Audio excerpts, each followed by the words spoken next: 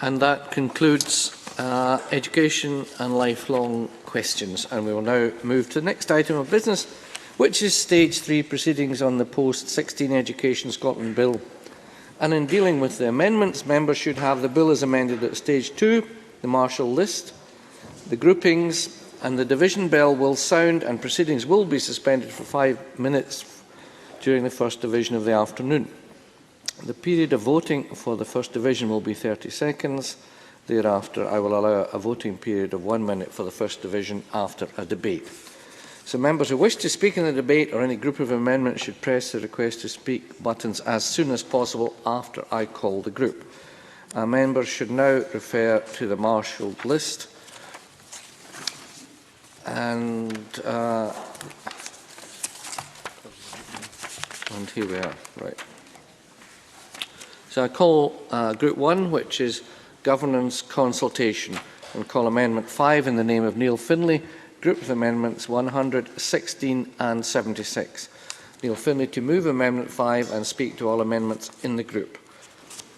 Thank you, Presiding Officer. In moving Amendment 5, 16 and 76, we want to ensure that when the principles that govern our universities are discussed, debated and or even changed, then the main and most important stakeholders in our universities are included in those deliberations. That would include students' associations representing those who attend the university, the trade unions representing the staff in higher education, the business community and other relevant groups. The recent development of the Code of Governance was heavily criticised by staff and students for being an exclusive exercise conducted by a narrow self-appointed group that excluded staff, unions and the NUS. These amendments would ensure that wouldn't happen in future, and I hope the Government will accept them. We support Amendment 100 in the name of Joan McAlpine in relation to staff and students being on remuneration committees. This is a good move and will, I hope, open up the remuneration process to more scrutiny, debate and transparency.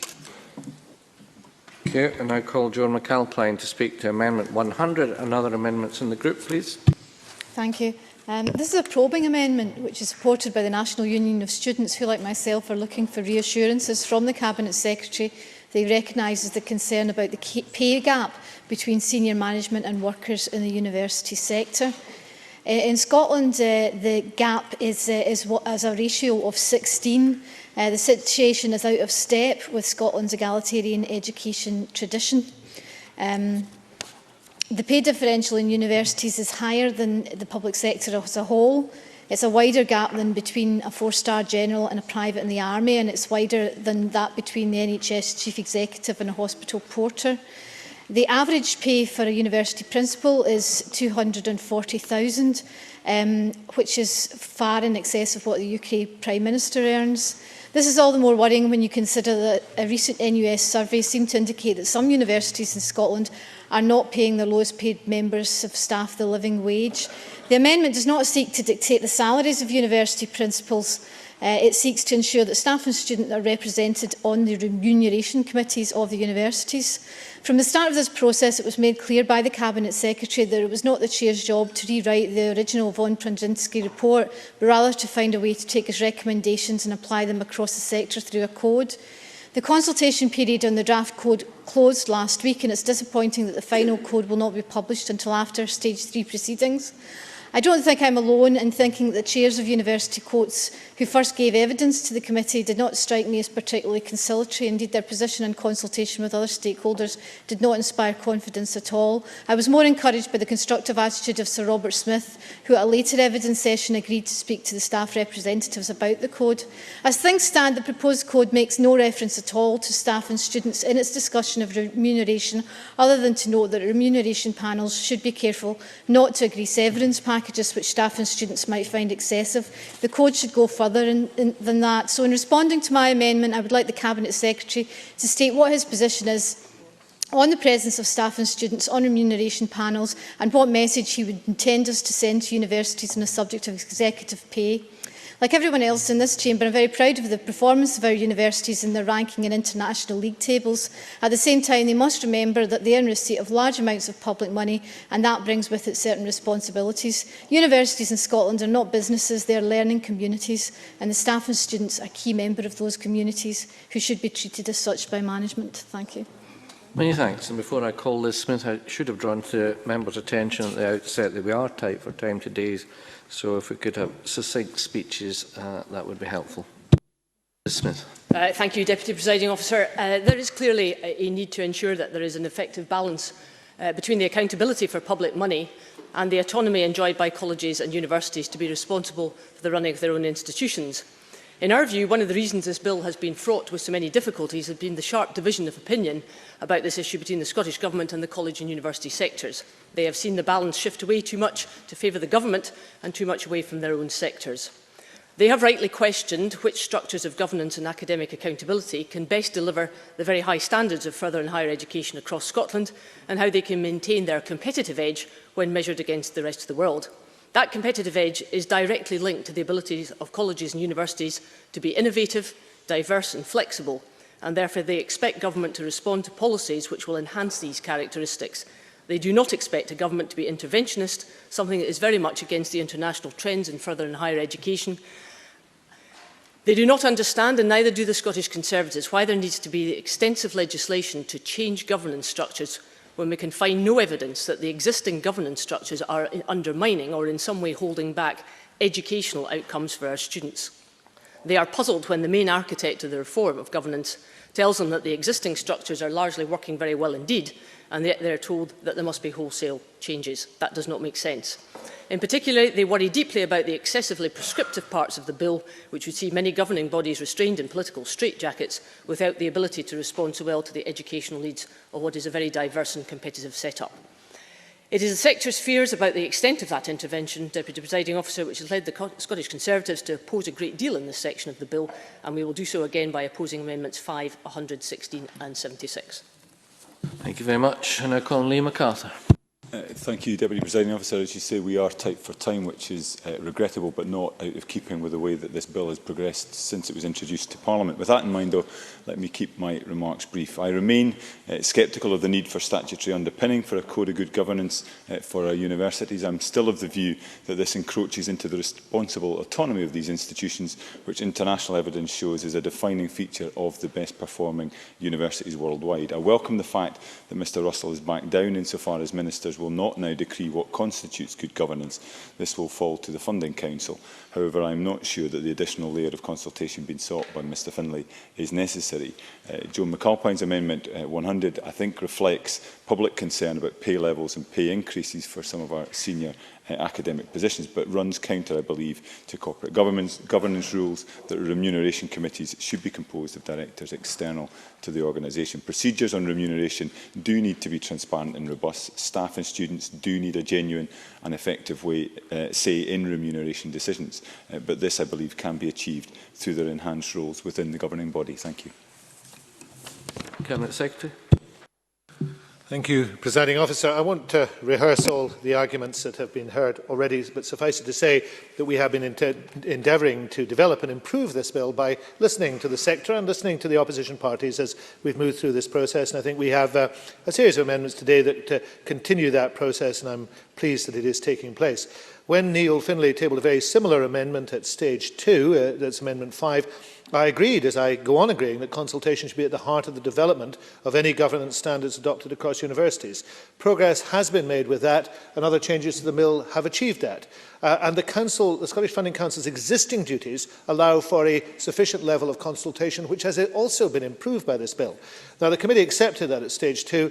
These amendments are not substantively different from the ones that were previously tabled in a way that makes me reconsider the position. Joan McAlpine's amendment does raise an important point. I fully support the principle of having more transparency in this area. I expect to see Professor von Pronzinski's recommendations in this regard properly reflected in the final Code of Governance. And indeed, as I indicated during education questions, Lord Smith has now indicated both to the Chair of the Education Committee and to myself that he has made substantial progress in that regard. Now, the amendment itself actually expresses an aim that I share, but unfortunately it won't deliver that aim. Our universities are many and varied. Liz Smith has pointed out that before now. And the governance instruments of our universities, some dating back hundreds of years, introduce a level of complexity that this amendment does not accommodate. So I think it's right that when we see the final Code of Governance, we should then consider whether further legislation is required in the Higher Education Governance Bill that I have committed to bringing to Parliament in the coming years, because there are, as we know, some things in the von Brunzinski recommendations which cannot be implemented except by an underpinning statute of the type that von Brunzinski asked to happen. So I can make Parliament the pledge I support my colleague Joan McAlpine's aim, but her amendment, alas, will not achieve that, and I would ask her not to move the amendment, but it's very much taken to heart. Thanks. Neil Finlay to wind up and press to withdraw his amendment. Press the amendments, Presiding Officer. The question is that Amendment 5 be agreed to. Are we all agreed? We are not agreed. There will therefore be a division, and as this is the first division of the stage, the Parliament is suspended for 5 minutes.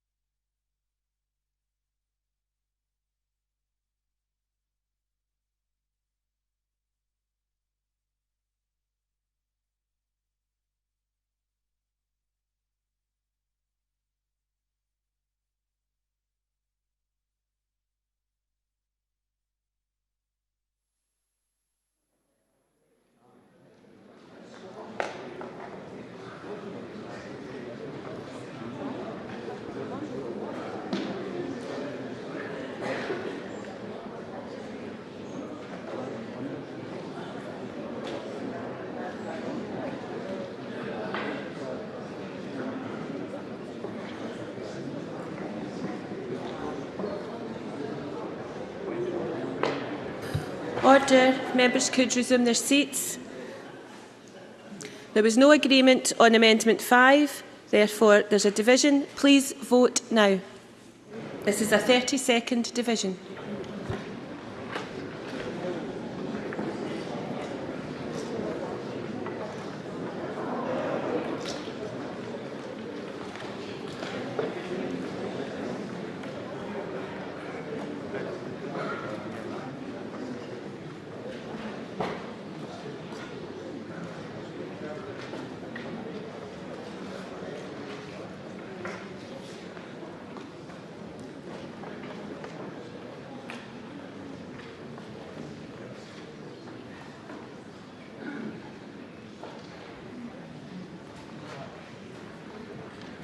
The result of the vote on amendment number 5 is yes 36, no 80. There were no abstentions. The amendment is therefore not agreed.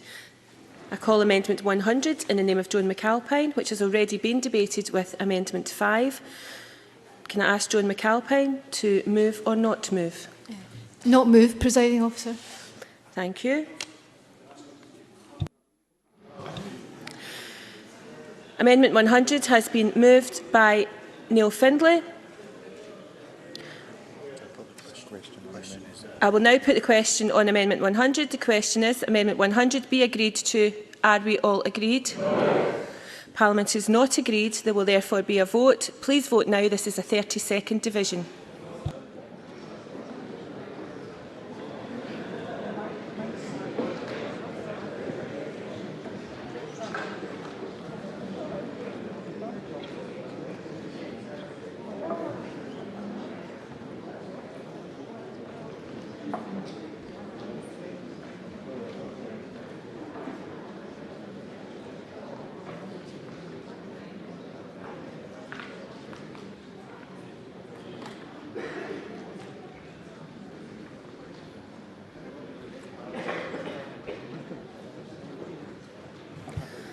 Order. The result of the vote on amendment number 100 is yes 36, no 80. There were no abstentions. The amendment is therefore not agreed.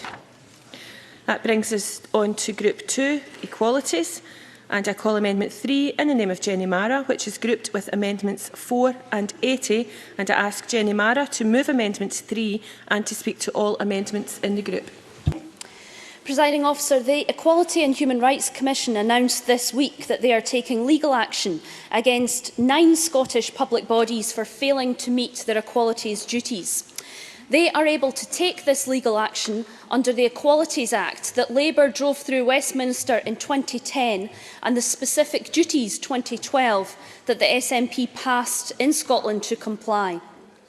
My amendments today would make it a condition of payment to colleges and universities that their governing bodies comprise at least 40% women and 40% men.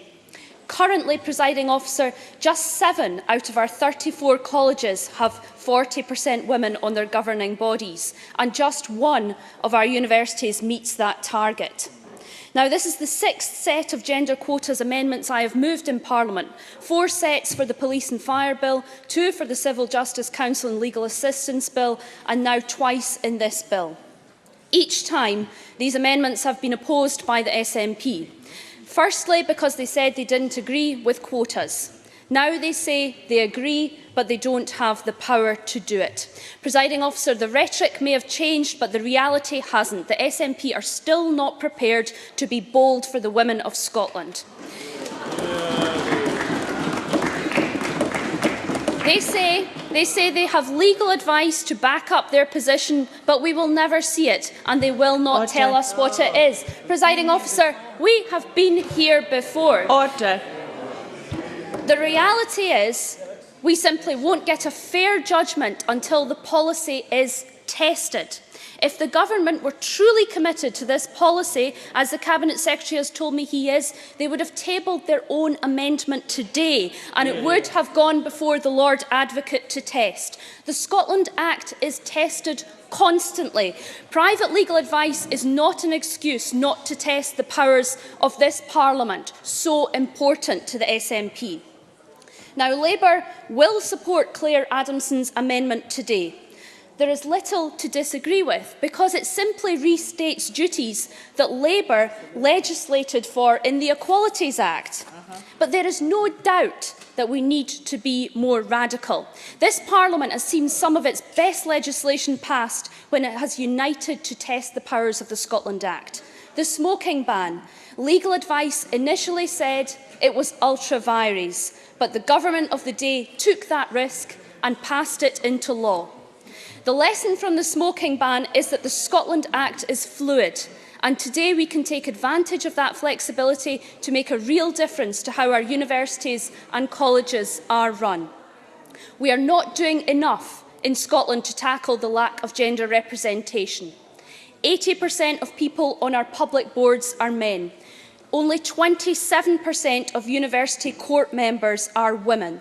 And now, this week, public bodies in Scotland may find themselves in court over their failure to address this. The time to act is now. Our Scottish Parliament was not designed to simply reiterate Westminster legislation. It was designed to use... That's exactly what you're doing, Cabinet Secretary. Order, it was designed... please. It was designed to use and test the powers that we have to make bold changes to people's lives in Scotland. I think the government today has missed an opportunity to test their boldness, and I move this amendment in my name. Thank you. I call Claire Adamson to speak to Amendment 80 and other amendments in the group.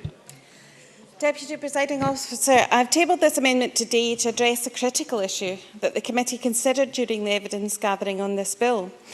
One of the recurring themes we heard was the lack of diversity in university governing bodies, particularly in relation to gender.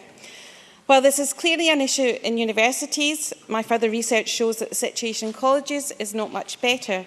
In both sectors, only around 30% of board members are women. This situation is absolutely unacceptable, and I am pleased that the Cabinet Secretary has given his explicit support to attempt to address this inequality. And while I do support the intention of Jenny Mara's amendments, I also accept the Cabinet Secretary's view that this would not be within the legislative competence of this Parliament. I do look forward to making bold decisions for the women in Scotland. No, thank you. I do... Order. The bold decision would be vote next year for the powers that would bring it within the legislative competence of this Parliament. Order. I therefore accepted the generous offer of the Cabinet Secretary to work with those who wanted to bring amendments in this area and with the Minister for Commonwealth Games and Sport to draft Amendment 80, which will signal our desire to see meaningful progress in this area, but will do so in a way which is in the current competence of this Parliament. Thank you very much. I now call briefly Liam MacArthur. Thank you very much, Deputy Presiding Officer. As I said at stage 2, I firmly believe that the one area where the performance of our university governing bodies needs to improve significantly is in terms of the diversity of its make-up. It's a view shared by Lord Smith, who was unequivocal in setting out for the committee his expectations about what needs to happen over the next few years. Both he and Simon Pepper talked of the need for, quote, a major shift in the culture of our governing bodies in Scotland. Both felt the compulsory nature of the new governance code would help bring this about and argued that time was now needed to allow that change to take place. So while I have sympathy with Jenny Mara's Amendment 3 and believe our efforts here and at stage 2 have helped reinforce for the university sector what Parliament's expectations are going forward, I feel it's not appropriate at this point to introduce the strict quota she proposes. There may be more of a case for this approach in the college sector, as proposed in Amendment 4, recognising the absence of the same type of governance code arrangement. But even here, I think careful consideration needs to be given to timeframes. Claire Adamson's Amendment 80 is a helpful addition for now in underscoring the need for greater diversity and equality of opportunity in appointments to university governing bodies. As Simon Pepper suggested to the committee, quote, the proof of the pudding is in the eating. If the pudding turns out not as expected, I suspect that demands will grow very, very quickly for very different ingredients to be added. Thank you. Thank you very much. I now call the Cabinet Secretary. Thank you, Presiding Officer. Can I say at the start that nobody is defending the woeful record of university and college boards. The Gender balance on them is atrocious, and some of them it's more than atrocious, and that is accepted by the boards themselves. We need to get that changed, and we need to get it changed quickly. And what I'm saying in that regard is supported not just by myself and the education team, it's supported by the Equalities Minister, and it's supported by the government. The question is, how do we get there? Now, what Jenny Mara is suggesting shows a, unfortunately, regrettable lack of knowledge of what would actually happen were we to pass this amendment. Presiding Officer, if I could get the opportunity just to make that point. Order. This would be essentially a wrecking amendment, because this wouldn't go to the Lord Advocate. That's not what would happen. This bill would go into constitutional limbo. It would require the attention of the Advocate General, whoever that is, and that would take a considerable period of time, and all the things we're trying to achieve in this bill, like widening access, like making sure that we improve governance, they would all go, like regionalisation. Maybe that's the idea. Maybe that's the idea, that Labour puts this bill into constitutional limbo.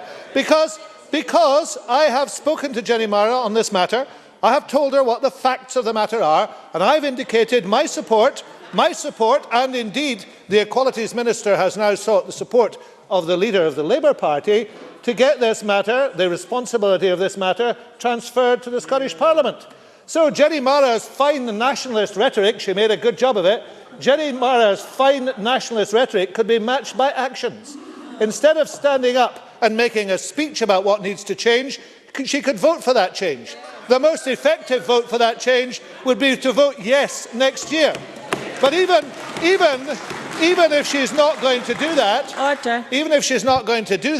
she might, with her party, support the necessary moves at Westminster to transfer responsibility for equalities legislation to this Parliament. I'll not hold my breath for that change of heart, I have to say. So, Claire Adamson's amendment goes as far as we can within the powers of this Parliament, and I want to go much further than the powers of this Parliament. I do want to test the powers of this Parliament. I want to test the powers of this Parliament to destruction, and that's what we will do when we have independence. But let us recognise, Presiding Officer, that you can't do it in this bill here and now unless you wreck this bill here and now. And if that's Labour's intention, then I hope we reject that intention. I would have been very happy to make common cause with Jenny Mara on making sure we had a united approach to this. I just regret she wasn't willing to do so. Thank you. Jenny Mara, could you indicate if you wish to press or withdraw? I would like to press my amendment. Thank you very much. The question is then that Amendment 3 be agreed to. Are we all agreed? Parliament is not agreed. There will be a division. Please vote now. This is a 1-minute division.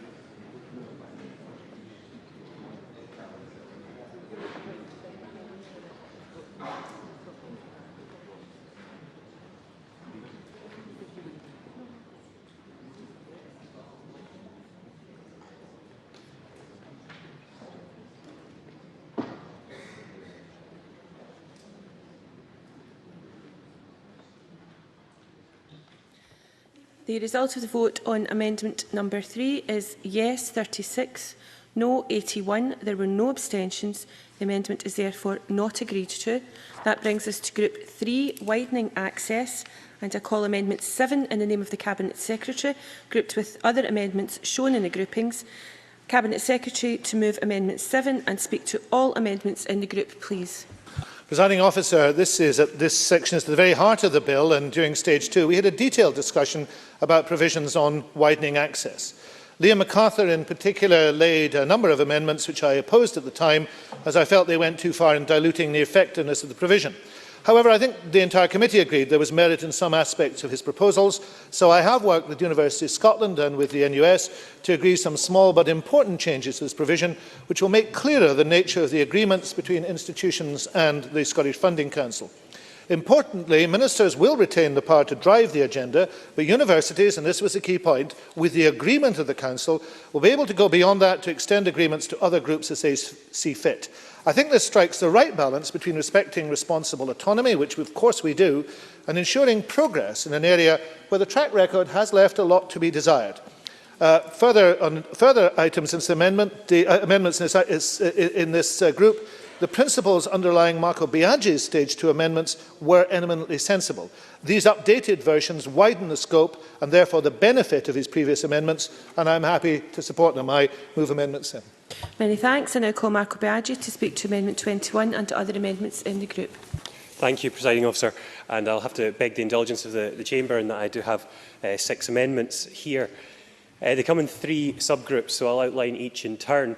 Amendments 21, 24, 49 and 52 create a duty on the regional colleges and regional strategic bodies to have regard to the desirability of participation in FE and HE by underrepresented socio-economic groups. Scotland's colleges do excellent work in this area already. 22% of college students come from the 20% most deprived areas of the country, and articulation with universities is a well-trodden path, allowing people from non-traditional backgrounds to access full university degrees. These amendments will put into their new founding statute what this sector does so well already. Amendment 77 creates a very similar duty, but this is on the Scottish Funding Council. Scottish Funding Council is already required to have regard to a wide range of areas, skills needs, the economy, social and cultural issues, sustainable development, the UK and international context and educational support needs of students. Widening access to higher education will now take its well-deserved place alongside these other priorities. Moreover, Amendment 77 ensures that the Scottish Funding Council will not simply have to pay heed to the desirability of widening access, but also promote the sharing of good practice between institutions. That's an important role for the Scottish Funding Council, and one into which I hope it grows over the coming years. Lastly, Amendment 78 creates a duty on the Scottish Funding Council to review and report every 3 years on progress on widening access.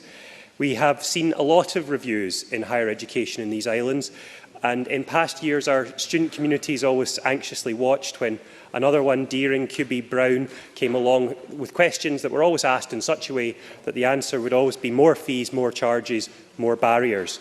These reviews will be focused on how we can open doors rather than shut them, and though they'll be a lot less grandiose, I hope they're just as closely watched, very well respected and deeply challenging too, because in socio-economic participation I don't think the status quo of recent decades is something we can allow to continue. At Stage 2, the Cabinet Secretary accepted the principles of my amendments in these areas, but pointed out technical issues. These have now been addressed by working together, and I hope that members will now join the chorus of stakeholders, which includes Colleges Scotland, Universities Scotland and the NUS in supporting these amendments. In this chamber, we have a shared objective that access to learning should be open to all. Embedding a clear and much-needed focus on widening access in our post-16 funding bodies will help achieve that vision. Many thanks. There are a number of members who wish to contribute to this. It's unlikely I can call everyone, so if those I call could be brief. Neil Findlay, please. Presiding Officer, throughout this bill, Scottish Labour has been consistent in the need for our universities to open up access so that many more people can have the opportunity to access higher education. It's not acceptable that some of our institutions have made such little progress in this area, and they continue to draw students from a very narrow section of society. Higher education should be accessible to students from all classes and backgrounds and cultures. Over the course of this debate, Scottish Labour has sought to amend this bill and has worked with disability charities, the NUS and others to try and open up the system to enhance the prospect of disabled students and others gaining access, as well as those from the SIMD 20 areas. It was with great disappointment that the Cabinet Secretary rejected these very progressive proposals, and again, when we proposed them at Stage 3, they have not been selected for debate. Let me state very clearly, so there can be no misrepresentation of our position, as has frequently been claimed in the past by the Cabinet Secretary. We support widening access and indeed want to go further than is being proposed by the Government, but this was rejected by the Cabinet Secretary. We acknowledge that there has been progress in this area during the bill process, that the Government has recognised some of the arguments we have put forward, but instead of accepting our proposals, they have submitted amendments in Marco Biagi's name. Our genuine proposals were supported by a broad coalition of charities and campaign groups, but sadly these were rejected by the Cabinet Secretary. This is a lesser bill for that. Thank you, Liz Smith. Could I put on record the Scottish Conservative support for the principle of widening access, something which we believe is not just valued for intrinsic educational reasons, but for social and economic ones, and I think our parliamentary record over a long period of time substantiates that claim. We do, however, differ markedly, indeed, from the Scottish Government when it comes to where the policy focus should be.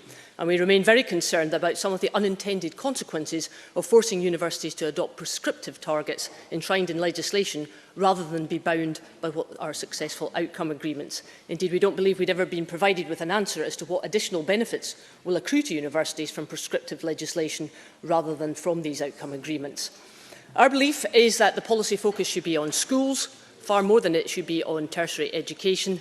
And Deputy Presiding Officer, we are very conscious of the unanimous support for this widening access principle, but we've had great difficulty with the sections of the bill which are overly prescriptive, and we're also very conscious of the lobbying that has had to take place by the universities on the Cabinet Secretary to ensure that ministers will not actually be able to intervene on admissions policy. And on that basis, we will be particularly supporting Amendments 7, 8, 10, 11 and 15. Thank you. Stuart Maxwell.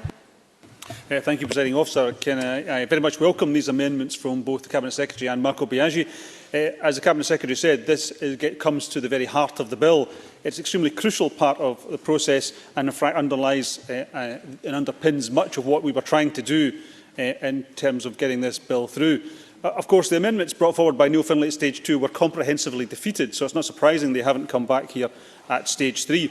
Can I very much welcome amendments 7, 8, 10, 11, 15 and 97, all of which I believe have been negotiated and agreed with outside stakeholders such as University of Scotland and the NUS. I think that's a very welcome development in that process. Obviously, these amendments change the nature of the widening access provision, and I think they now do much better reflect the process which actually takes place between the SFC and universities, and I think that's certainly very welcome in dealing with widening access agreements. Amendment 7 in particular, I believe, broadens the scope of agreements so they can include additional groups agreed by the SFC and the institution. Again, that's very, very welcome. Turning to Amendment 10, I think it's very important that this amendment has come forward because it now gives the institution the obligation to consult. In other words, as the amendment itself says, a higher education institution must consult, and again, that's a very welcome change. In terms of Marco Biagi's amendments... In terms of Marco Biagi amendments, I very much again welcome these being brought forward now with the additional changes that have been suggested. Can I point, just Presiding Officer, to Amendment 78, bringing forward a duty on the SFC to review and provide a report. Again, I think that's an extremely welcome development. Thank you very much. Very briefly, Liam MacArthur. Thank you. Whatever progress has been made over recent years in terms of widening access, as others have said, it's been far too slow and from a very low base. The Minister is right, therefore, to attach a priority to addressing this issue, though I think he has failed to make the case for why legislation is essential. Widening access agreements are now being developed, and the funding levers he has always had at his disposal, both as a carrot and as a stick, will determine whether or not ambitions are met in this area. Nevertheless, as he is determined to press on with his approach, it's important we establish certain safeguards. The need to broaden out the definitions of what constitutes an underrepresented group was a key feature of evidence at stage 1 and amendments, including my own, at stage 2. In that context, I welcome the amendments in this grouping that reflect the consensus that has emerged on the issue. The review requirement set out in Marco Biagi's Amendment 78 is also a worthwhile provision, and I note the Minister's Amendments 7, 8, 10 and 15, which recognise, however belatedly, that widening access agreements do flow from higher education institutions, albeit in consultation with other stakeholders. Indeed, despite his protestations at stage 2, he does now seem to believe these agreements are, quote, a creature of the universities. Many thanks. And extremely briefly, George Adam. Thank you, Presiding Officer. For me, widening access is the most important part of this bill for very personal reasons, because one of the areas that I represent from Paisley, Ferguson Park, is an area of multiple deprivation. And for me, it's the opportunity for all our young people in Scotland, including areas like Ferguson Park. And up until now, progress for widening access has been extremely slow. 1% in the last 9 years is just not good enough. And some opposition parties say they support widening access, then vote against it when they get the opportunity to do so. I myself find that quite a strange thing for anyone to do, because this is, as the Cabinet Secretary quite rightly says, is at the very heart of this bill. Robin, I've not got much time, Mr Finlay. Robin Parker at the NUS has already said that this legislation must happen. The President of the NUS went to the Education Committee on 19th of February. A year ago, it would have taken 40 years if things had to be carried on at the current rate. That, for me, is just not good enough for the young people of Scotland. I must ask you to conclude. In my own area, the UWS have managed to make 20% from the actually lower income areas, and I think they are a perfect example of how we can move forward and ensure that all young people in Scotland have this opportunity. Thank you very much. Cabinet Secretary, to wind up, please. Time legislate, I hope, on widening access, something that needed to be done to drive forward progress that has been too slow. So I'm not going to spoil that moment by disputing all the various facts we've heard. I did listen, and I certainly listened to Liam MacArthur, as I said in my opening remarks, but I listened particularly to University of Scotland and the NUS, and I want to pay tribute particularly to Robin Parker, who's just finishing his period in 2 years as President of the NUS Scotland. He has been a tower of strength in taking this forward. He has driven this almost personally, and certainly he deserves much of the credit for it. Thank you. The question is that Amendment 7 be agreed to. Are we all agreed? We are agreed.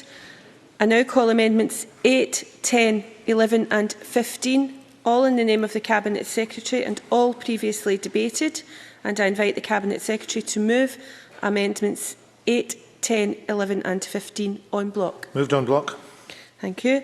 Does any member object to a single question being put on Amendments 8, 10, 11 and 15? No member objects. Therefore, the question is that Amendments 8, 10, 11 and 15 are agreed to. Are we all agreed? Yes. Parliament is agreed. I now call Amendment 16 in the name of Neil Finlay, which has already been debated with Amendment 5. And I ask Neil Finlay to move or not to move. Move. Amendment 16 has been moved. The question then is that Amendment 16 be agreed to. Are we all agreed? No. Parliament is not agreed. There's a division. There will be a vote. Please vote now, and this is a 1-minute division.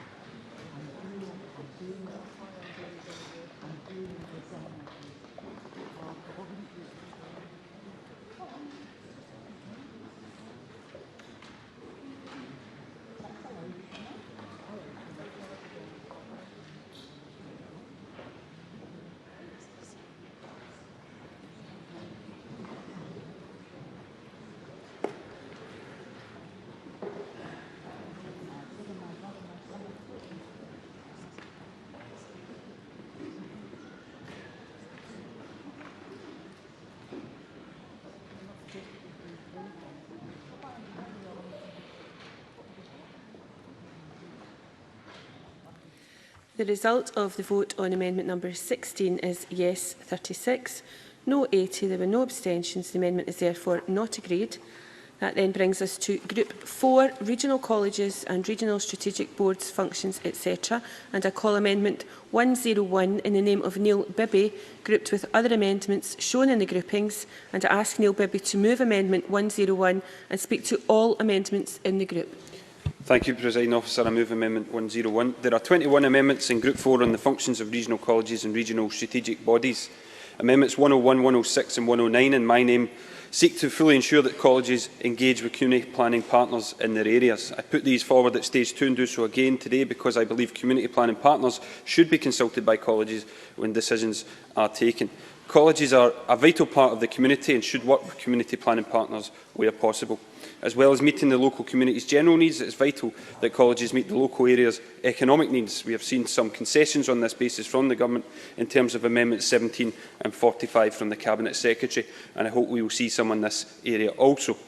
Amendments 102 and 107 similarly seek to ensure that colleges engage with and work with community health partnerships. Unfortunately, for far too many of the communities in which colleges are situated, they have high levels of health inequalities.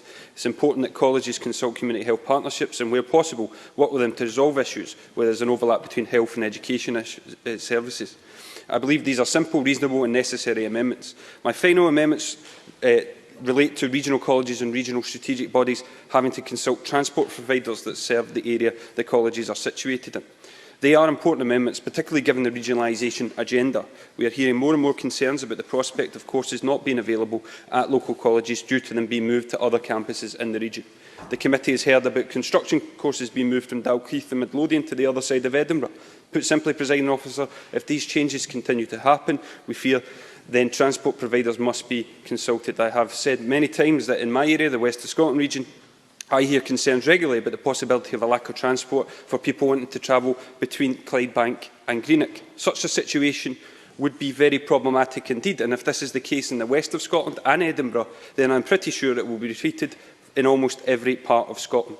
I would of course prefer courses to be retained at their present locations. However, if they are to be moved in different parts of the region, there must be engagement with transport providers to ensure adequate transport provision to staff and students between colleges and campuses.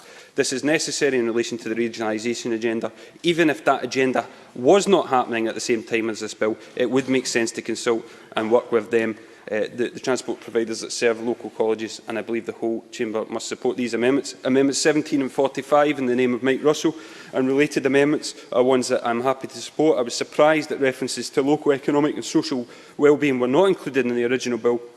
And as the Cabinet Secretary and members of the Education and Culture Committee will know, I lodged at Stage 2 amendments calling for regional boards and regional strategic bodies to have a duty to promote social cohesion and inclusion, local economic regeneration, to have regard to regeneration plans that affect the locality of the college. I therefore welcome these amendments that have been included at this stage. At a time of high unemployment, it's vital that our colleges continue to play a key role in helping people back to work.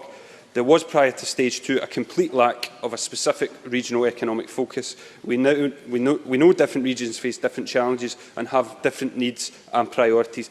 These amendments address what were, in my opinion, glaring omissions and ones I'm happy to support. Thank you very much. I now call the Cabinet Secretary to speak to Amendment 17 and other amendments in the group. Presiding Officer, Amendments 17 and 45 take forward commitments I gave to Neil Bibby at Committee at Stage 2 to place new duties on regional colleges and regional strategic bodies in relation to economic and social regeneration and social inclusion and cohesion. I'm grateful to him for the positive role he played in bringing that issue forward. These are part of a wider duty on regional colleges and on regional strategic bodies to improve economic and social well-being in their localities.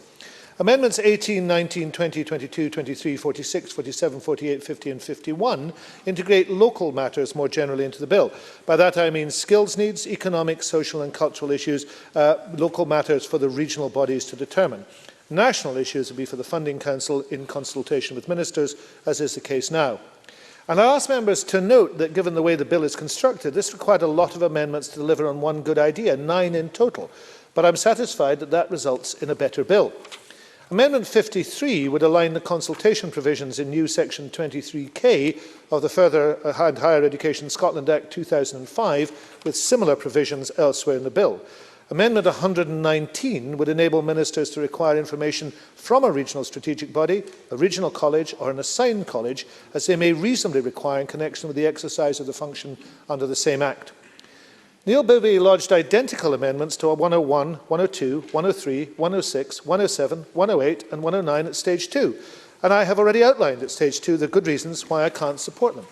I would summarise, Presiding Officer, by saying that colleges do play an important role in CPPs, but the Government will consult this summer on a draft Community Empowerment and Renewal Bill. That bill would be the appropriate vehicle to consider this issue if any changes are to take place. And secondly, there's nothing preventing colleges and regional strategic bodies from consulting with community health partnerships, transport providers, community planning partnerships. At my meeting in Adam Smith College 2 weeks ago, we talked specifically about the role the college could play in assisting with transportation, as many colleges have always done.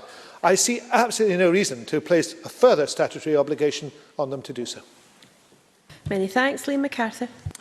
Thank you very much, Deputy Presiding Officer. As I stated in the Stage 1 debate, I do feel the Minister is pursuing an interventionist and controlling agenda in relation to our colleges, which is both unwise and in many cases counterproductive. Nevertheless, I accept that there are a number of more positive steps being taken in relation to this particular grouping, reinforcing the need for regional colleges to focus on the needs of their locality, particularly the skills and regeneration needs, is helpful, albeit that these rather confirm what is the bread and butter for most of our colleges already.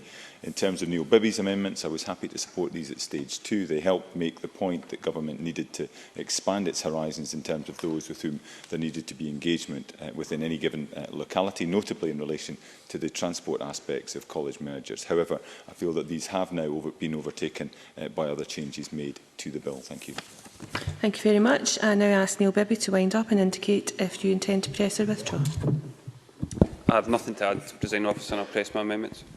Many thanks. The question then is that Amendment 101 be agreed to. Are we all agreed? Parliament is not agreed. There will be a division. This is a 1-minute division. Please vote now.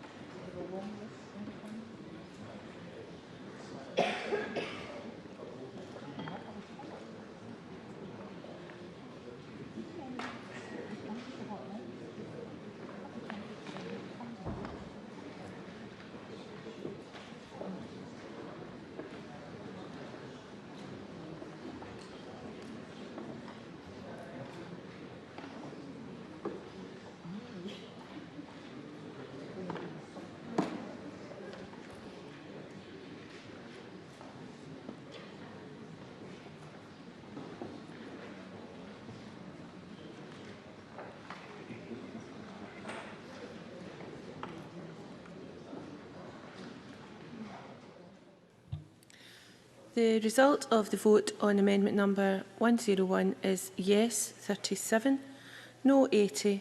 There were no abstentions. The amendment is therefore not agreed. I now call amendment 102 in the name of Neil Bibby, which has already been debated with amendment 101. And I ask Neil Bibby to move or not move. Move. That has been moved. The question therefore is that amendment 102 be agreed to. Are we all agreed? Parliament is not agreed. There will be a division. This will be a 30-second division. Please vote now.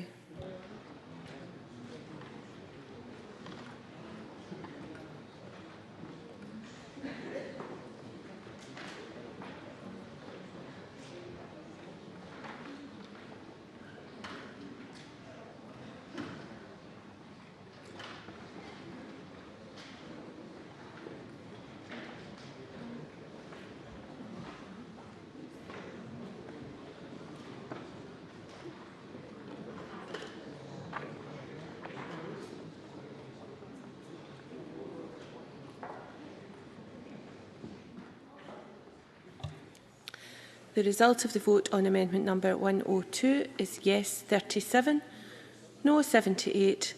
There were no abstentions. The amendment is therefore not agreed to, which brings us to amendment 103 in the name of Neil Bibby, and that has already been debated with amendment 101.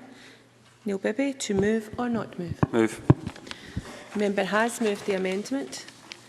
The question therefore is that amendment 103 be agreed to. Are we all agreed? Parliament is not agreed. There will be a division. Please vote now. This is a 30-second division.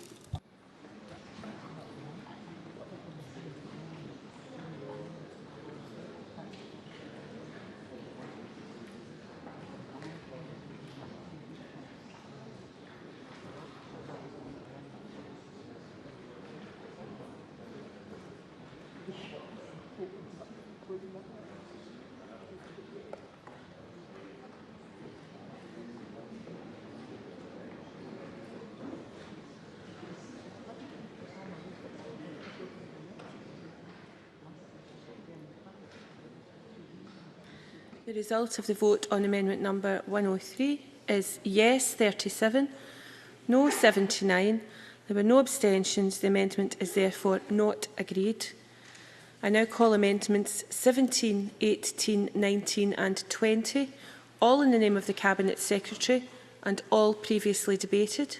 Can I invite the Cabinet Secretary to move amendments 17 to 20 en bloc? Moved en bloc. Many thanks. Does any member object to a single question being put on amendments 17 to 20? No member has objected. The question, therefore, is that amendments 17 to 20 are agreed. Are we all agreed? Parliament is agreed. I call amendment 21 in the name of Marco Biaggi. This has already been debated with amendment 7, and I ask Marco Biaggi to move or not move. Moved. Many thanks. The member has moved. The question, therefore, is that amendment 21 be agreed to. Are we all agreed? Parliament is agreed. I now call amendment 22 in the name of the Cabinet Secretary, already debated with amendment 101. Cabinet Secretary, can I ask you to move formally, please? Formally moved. Many thanks. The question is that amendment 22 be agreed to. Are we all agreed? Parliament is agreed. I now call amendment 23 in the name of the Cabinet Secretary, already debated with amendment 101, and ask the Cabinet Secretary to move formally. Move formally. Many thanks. The question is that amendment 23 be agreed to. Are we all agreed? Parliament is agreed. I call amendment 24 in the name of Marco Biaggi, already debated with amendment 7, and I ask Marco Biaggi to move or not move. Moved. The member has moved the amendment. The question is that amendment 24 be agreed to. Are we all agreed? Parliament is agreed. That then brings us to Group 5, Board Membership, and I call amendment 25 in the name of Neil Finlay, grouped with other amendments as shown in the groupings, and I ask Neil Finlay to move amendment 25 and to speak to all amendments in the group. Thanks, Presiding Officer. I move these amendments 25 and 26 in my name. These two amendments would ensure that staff representation on college boards is drawn from the relevant trade unions who represent staff at our colleges. Trade unions are bodies recognised as representative of college staff, and it is right that they are represented on boards of colleges, the boards of colleges that they contribute so much to. I believe governance will be better for their presence. Amendment 27 and 63 ensures recommendation of appointments to boards are made by the board and submitted to the Chair and Ministers for final approval. This gives the boards the power to select their own appointments, and that is the right thing to do. Amendment 28 increases representation to 2 members from 1. This ensures that colleges which are not regional colleges will have 2 staff reps on boards, and means the set-up is similar to regional colleges. We accept Mike Russell's amendments 29 and 31 as they are similar to my own amendment 28, ensuring that assigned colleges have 2 staff representatives, 1 teaching and 1 non-teaching staff rep, the same as for regional colleges. And amendments 30, 60 and 61 ensure representation of teaching and non-teaching staff come from those recognised trade unions. My amendments 32 and 33 ensure that assigned college boards will be able to appoint their own board members, the same as for regional colleges. Recognising the role of the regional strategic body, their approval will be needed to appoint other members. Many thanks. I now ask the Cabinet Secretary to speak to Amendment 29 and other amendments in the group. Thank you, Presiding Officer. Government Amendments 65, 66, 68, 69, 70, 89, 90 and 91 ensure that if a person is removed by ministers from one relevant board, that is, an incorporated college board or regional board, for reasons of mismanagement, then they are removed from all such boards. The effect of Government Amendment 99 is that if a person is not able to be a member of an incorporated college board or regional board, they are also barred from being a member of the Funding Council. Amendment 99 would mean that if someone is not able to be on an incorporated college board or regional board, they are also unable to serve on the Council. Government Amendments 29, 31, 86, 87 and 88 provide for 2 elected staff members on assigned college boards, one elected by teaching staff and one by non-teaching staff, and may make related provisions relating to their tenure. Amendments 67 and 85 relate to terms and conditions of appointment. Amendment 67 prevents a regional board setting the terms and conditions of the appointment to the board of an assigned college chair. Amendment 85 makes provision who sets the terms and conditions of incorporated college board members. Amendments 34, 35 and 64 ensure that relevant staff unions are consulted on the election rules relating to staff members on incorporated college boards and regional boards. Amendment 62 increases the minimum number of ordinary members of a regional board. It would ensure that a regional board with 3 assigned colleges would have a board maximum size of 18. The amendments 25, 26, 28, 30, 60 and 61 proposed by Mr Finlay are identical to those he lodged on the same topic, that of trade union nominees on boards at stage 2. I've reflected and consulted as I committed to in this matter. I've concluded that while I recognise the value of trade union experience and background on boards, and whilst this bill does take forward very significantly and achieves major gains for trade unions, I don't want to exclude anybody. And I want to leave it to boards themselves to determine how, in addition to the 2 elected staff members, they access and utilise such expertise, subject to any guidance that's issued on appointments.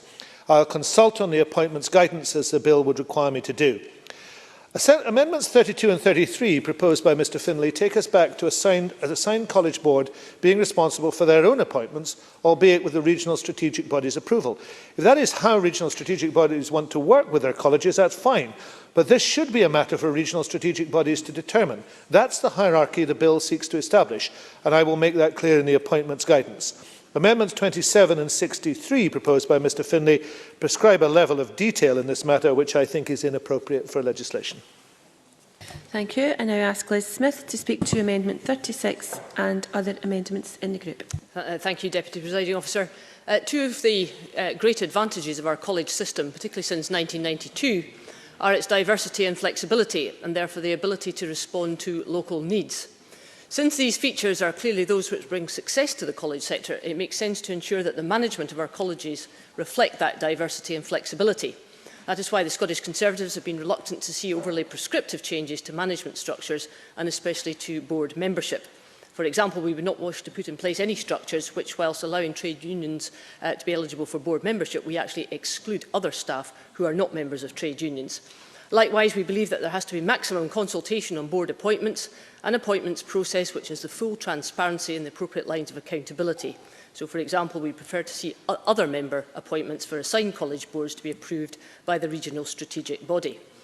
Board membership is crucial to the good workings of our colleges, but we strongly believe that it must reflect the diversity of the college sector, bringing to it the variety of experience and skills rather than being too prescriptive.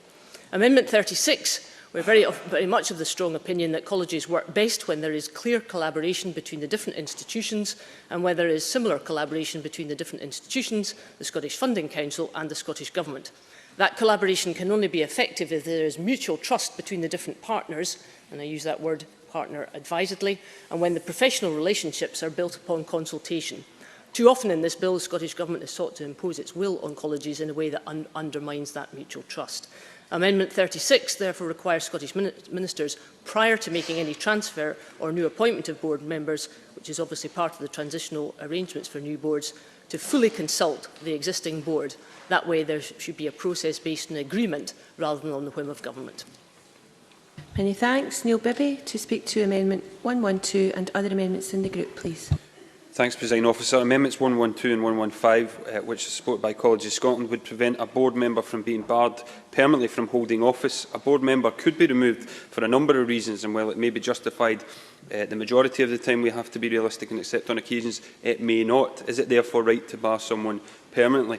The Government's amendments would prevent a board member who has been removed from sitting on any college board ever. This compares to a fixed 5-year ban for someone who has committed a criminal offence proposed by the Cabinet Secretary. I think, therefore, many people would see it as disproportionate to bar a board member permanently. Central to these amendments is the fact that they would give former board members the opportunity to apply to hold office after a period of 4 years, which is effectively a one-term ban. Clearly, if they were not deemed fit to hold office again, they would not. Any application process would take into account previous conduct and any previous offences. Amendments 112 and 115 give us the chance to make the ban for a removed board member more proportionate and prevent board members from being permanently banned from holding office. And I urge members to support these amendments. Many thanks. I have a few members who wish to speak, so I would appreciate members being brief. Patrick Harvey. Thank you, Deputy Presiding Officer. Simply in relation to Amendments 25 and 26, I had slightly expected Mr Finlay to make rather more of a case for his amendments in his opening speech. And in his closing one, I would ask if he can clarify whether he considered bringing an amendment which would guarantee unions the ability to participate in the boards but would not exclude non-union staff members from being considered for that role. Surely that would have been a more inclusive approach, and I wonder if he can explain his reasons for not approaching the issue in that way. Many thanks. Colin Beattie. Thank you, Presiding Officer. I refer to Mr Finlay's amendments 25, 26, 28, 30, 60 and 61. And I'm concerned that these amendments remove the stated intention regarding staff representation on the board of assigned colleges. Instead, it's proposed to increase the number of members of the board elected by trade unions to 2, while alternative representation from teaching staff and non-teaching staff seems to be eliminated. In some colleges now or in the future, there may potentially be more than 2 trade union or staff association represented, while in others there may only be 1. And I wonder in such cases how the proposed trade union representatives will be determined. It also seems to be entirely possible that under the existing proposals, staff representatives themselves could well be trade union or staff association members. Nothing seems to exclude that possibility. I struggle, therefore, to see the need for these amendments. Thank you. Liam MacArthur. Thank you very much. If I start with Neil Finlay's amendments 25, 26, 30, 60 and 61, I do think that they are unduly prescriptive in terms of staff representation. However, I welcome his amendments 27, 28, 32, 33 and 63. The latter, I think, make helpful changes to the way in which board appointments are made for both regional and assigned colleges, as well as increasing staff representation. I think Liz Smith's Amendment 36, stipulating consultation with an existing board where the transfer or new appointment of board members is being taken forward, is entirely sensible.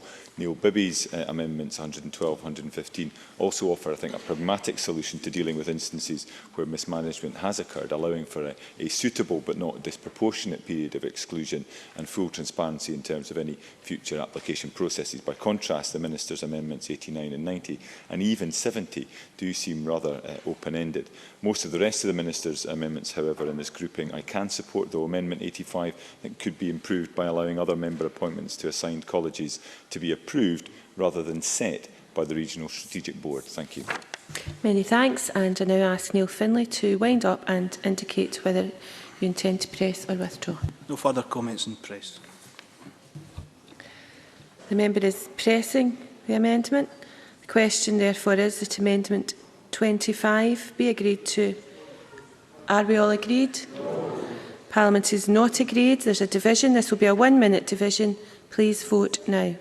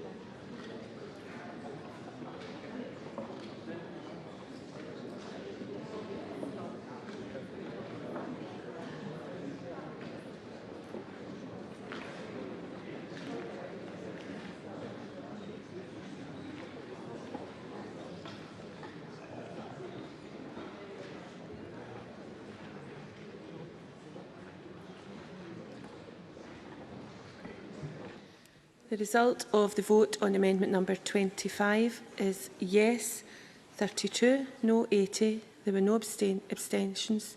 The amendment is therefore not agreed. I now call amendment 26 in the name of Neil Finlay, already debated with amendment 25. Neil Finlay, to move or not move? The member has moved the amendment. The question therefore is that amendment 26 be agreed to. Are we all agreed? Yes. Parliament is not agreed. There will be a division. It will be a 30-second division. Please vote now.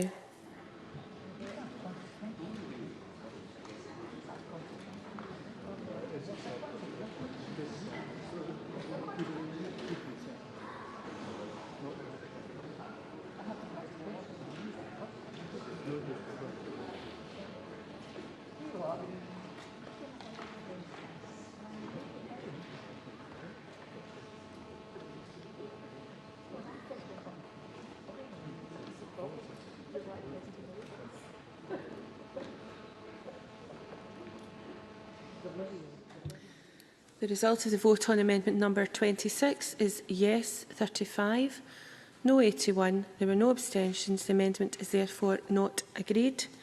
I now call amendment 27 in the name of Neil Finlay, already debated with amendment 25, and ask Neil Finlay to move or not move. Move. The member has moved the amendment. The question therefore is that amendment 27 be agreed to. Are we all agreed? Parliament is not agreed. There will be a division. This will be a 30-second division. Please vote now.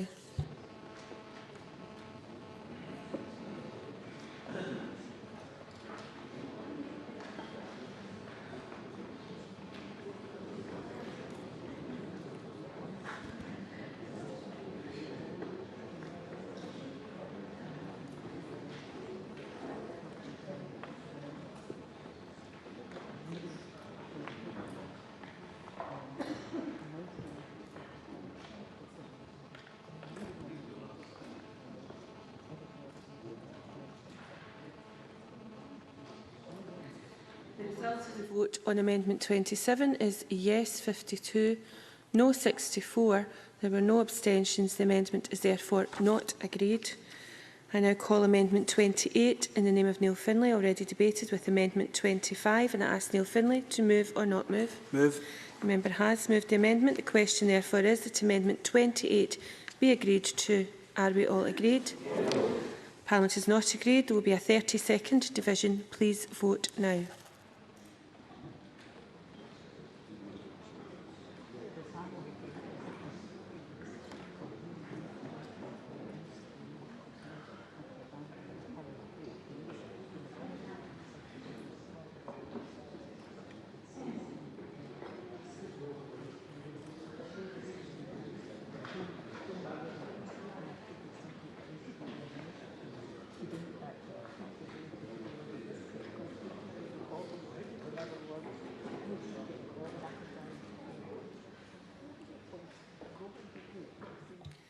The result of the vote on amendment number 28 is yes 53, no 62. There were no abstentions.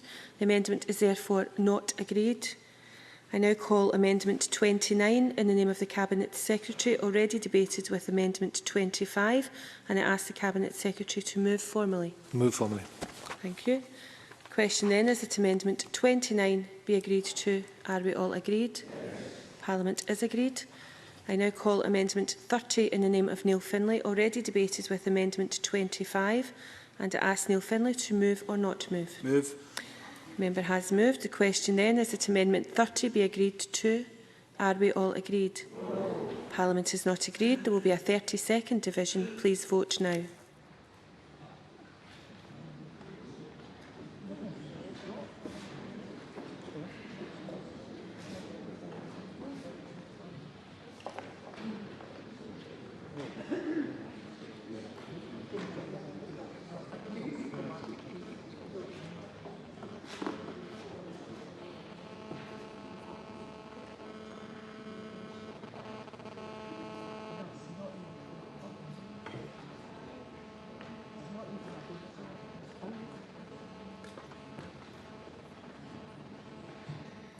The result of the vote on amendment number 30 is yes 35, no 81. There were no abstentions. The amendment is therefore not agreed. I now call amendment 31 in the name of the Cabinet Secretary, already debated with amendment 25, and I ask the Cabinet Secretary to move formally. Moved. Many thanks. The question then is that amendment 31 be agreed to. Are we all agreed? Parliament is agreed.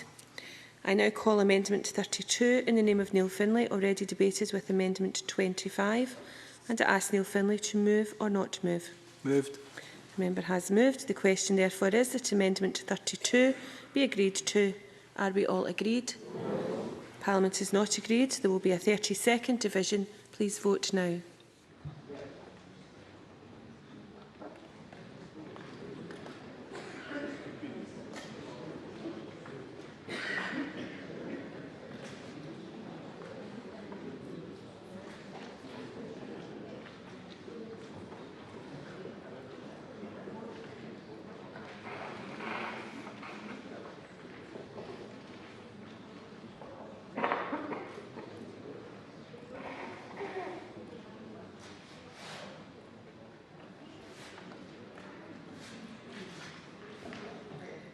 result of the vote on amendment number 32 is yes 53, no 63. There were no abstentions. The amendment is therefore not agreed. I now call amendment 33 in the name of Neil Findlay, already debated with amendment 25, and I ask Neil Findlay to move or not move. Move. The member has moved. The question therefore is that amendment 33 be agreed to. Are we all agreed? Parliament is not agreed. There will be a 30-second division. Please vote now.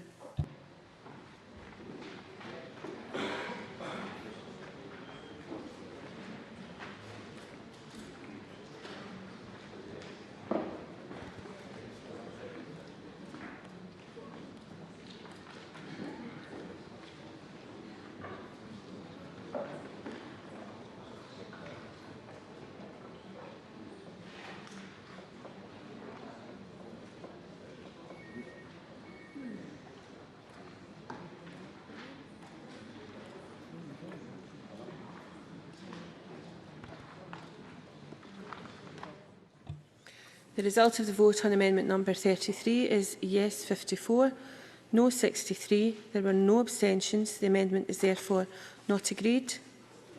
I now call amendment 34 in the name of the Cabinet Secretary, already debated with amendment 25, and I ask the Cabinet Secretary to move formally. Moved. Many thanks. The question is that amendment 34 be agreed to. Are we all agreed? Parliament is agreed. Call amendment 35 in the name of the Cabinet Secretary, already debated with amendment 25, and I ask the Cabinet Secretary to move formally. Moved. Thank you. The question is that amendment 35 be agreed to. Are we all agreed? Parliament is not agreed. There will be a division. This will be a 30-second division. Please vote now.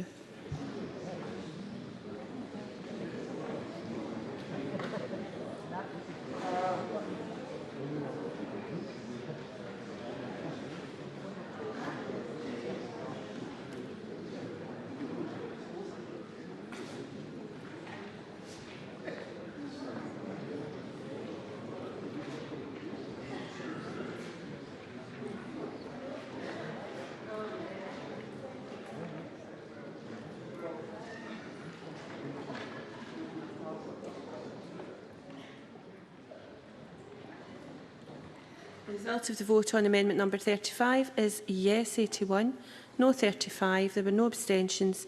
The amendment is therefore agreed. I now call amendment 36 in the name of Liz Smith, already debated with amendment 25, and I ask Liz Smith to move or not to move. Moved. The member has moved. The question therefore is that amendment 36 be agreed to. Are we all agreed? Parliament is not agreed. There will be a 30-second division. Please vote now.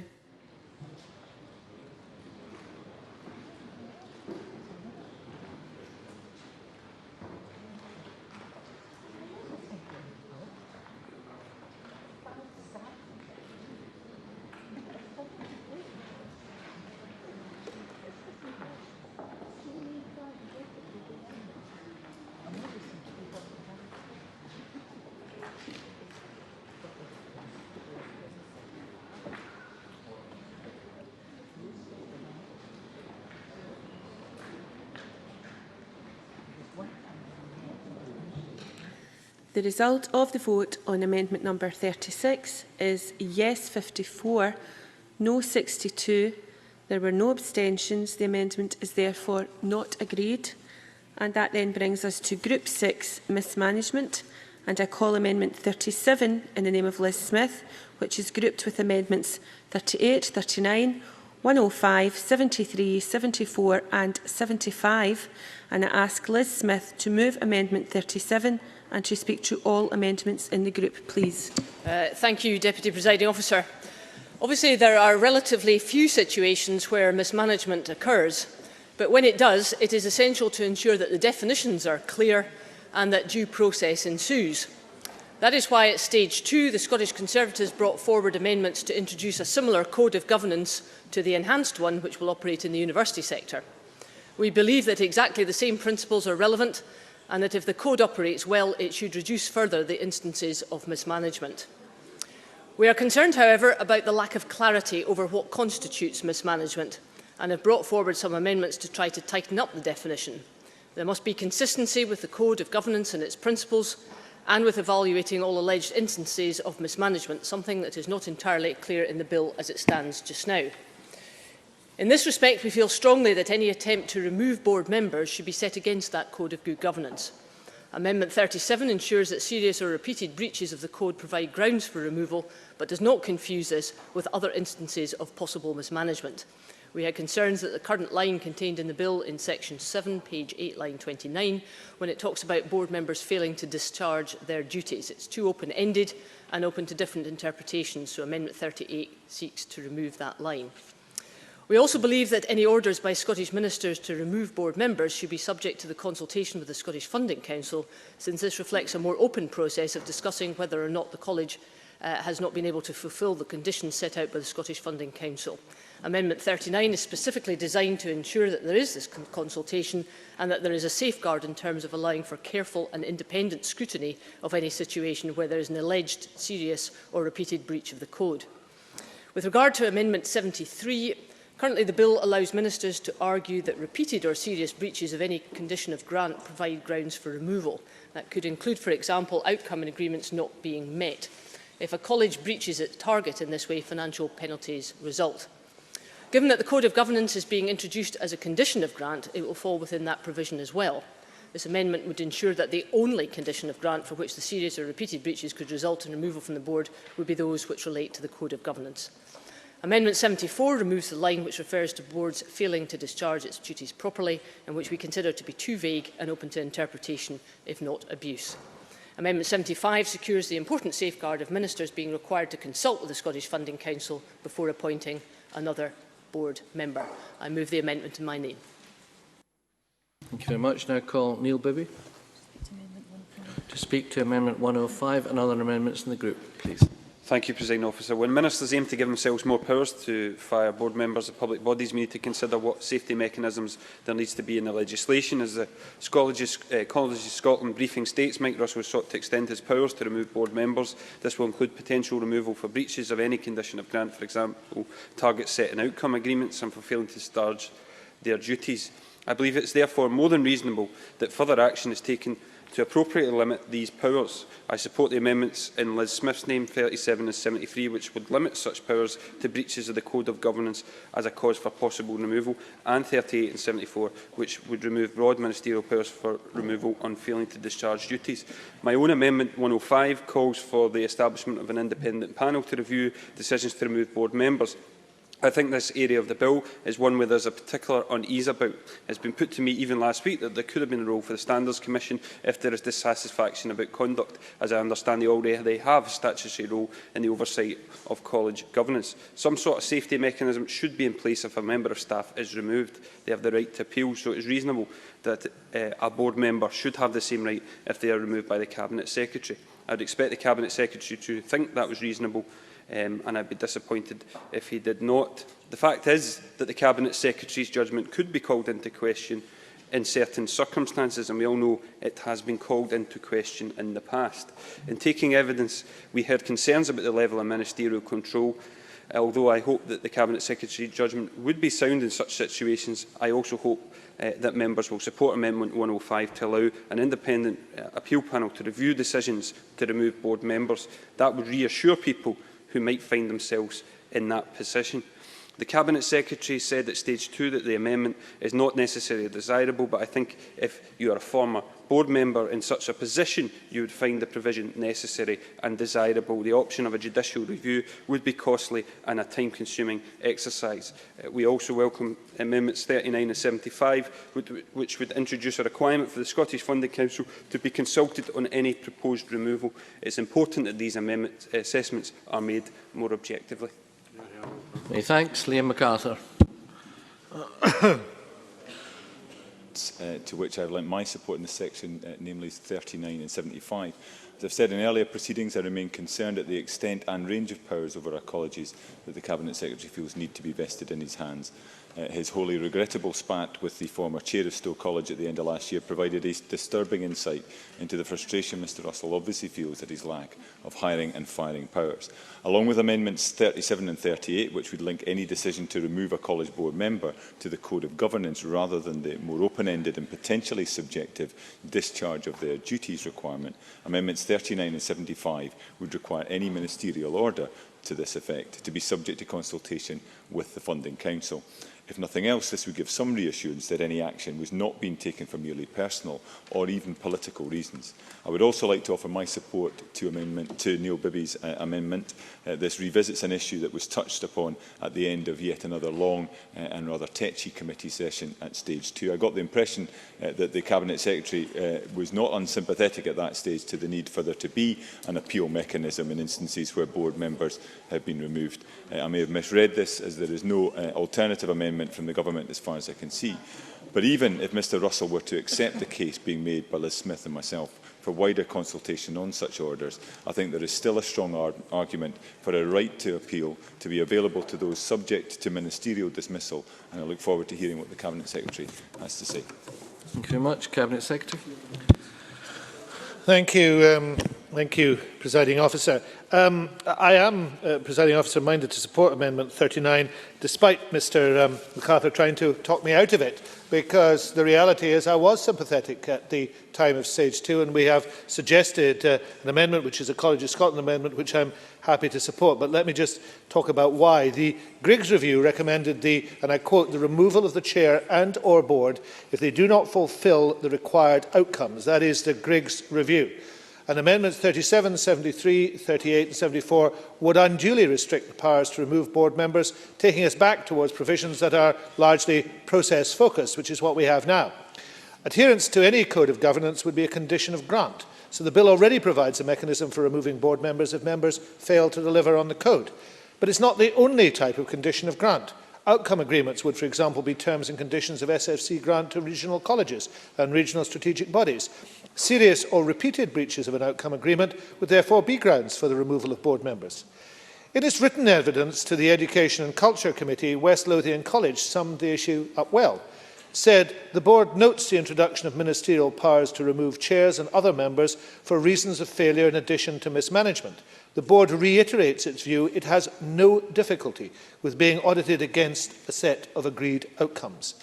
I fail to see why failure to discharge duties, failure essentially, Presiding Officer, to discharge legal obligations is not also an appropriate ground for removal.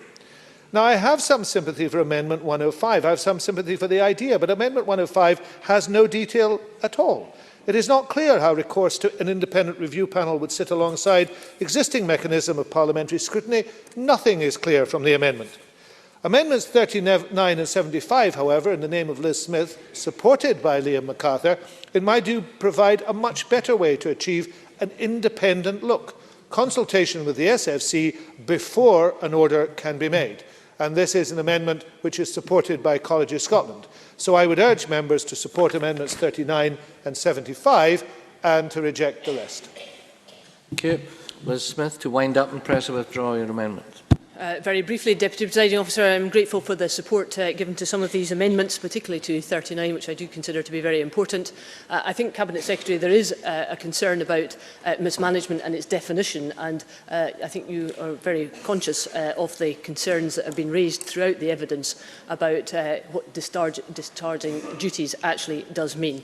So, on that basis, Deputy Presiding Officer, I would like to move the amendment.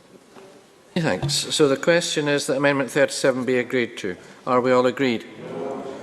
We're not agreed. There will therefore be a division. Please vote now. This will be a 1-minute division.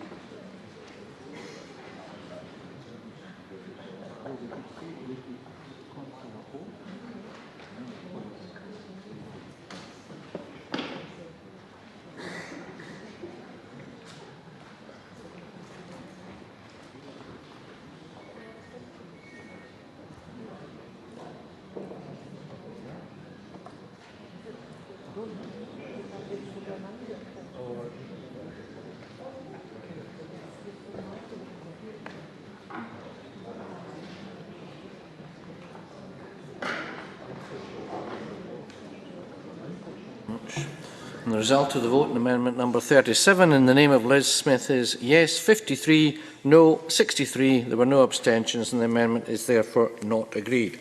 I now call amendment 38 in the name of Liz Smith, already debated with amendment 37. Liz Smith, to move or not move? Move, Deputy Presiding Officer. Many thanks. The question is that amendment 38 be agreed to. Are we all agreed? No. We are not agreed. There will therefore be a 30-second division. Please vote now.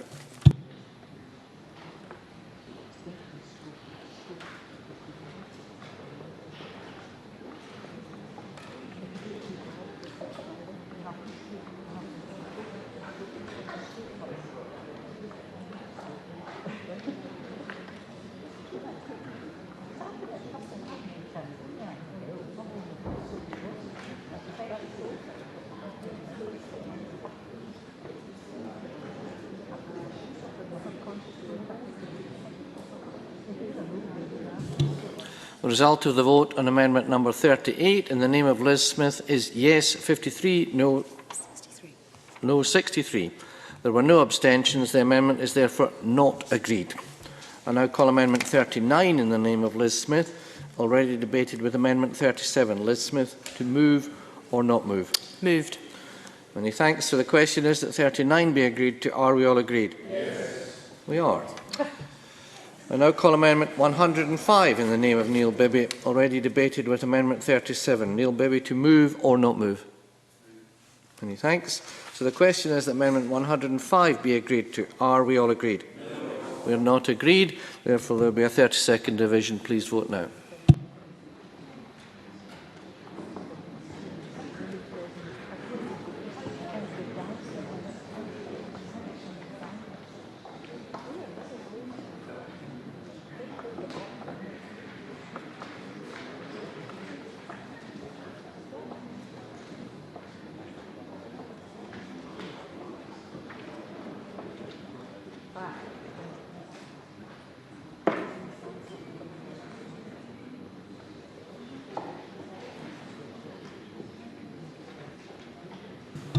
Result of the vote on amendment number 105 in the name of Neil Bibby is yes 41, no 73. There were no abstentions and the amendment is therefore not agreed.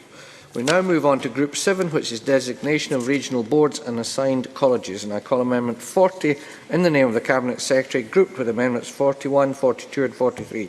Cabinet Secretary, to move amendment 40 and speak to all amendments in the group, please.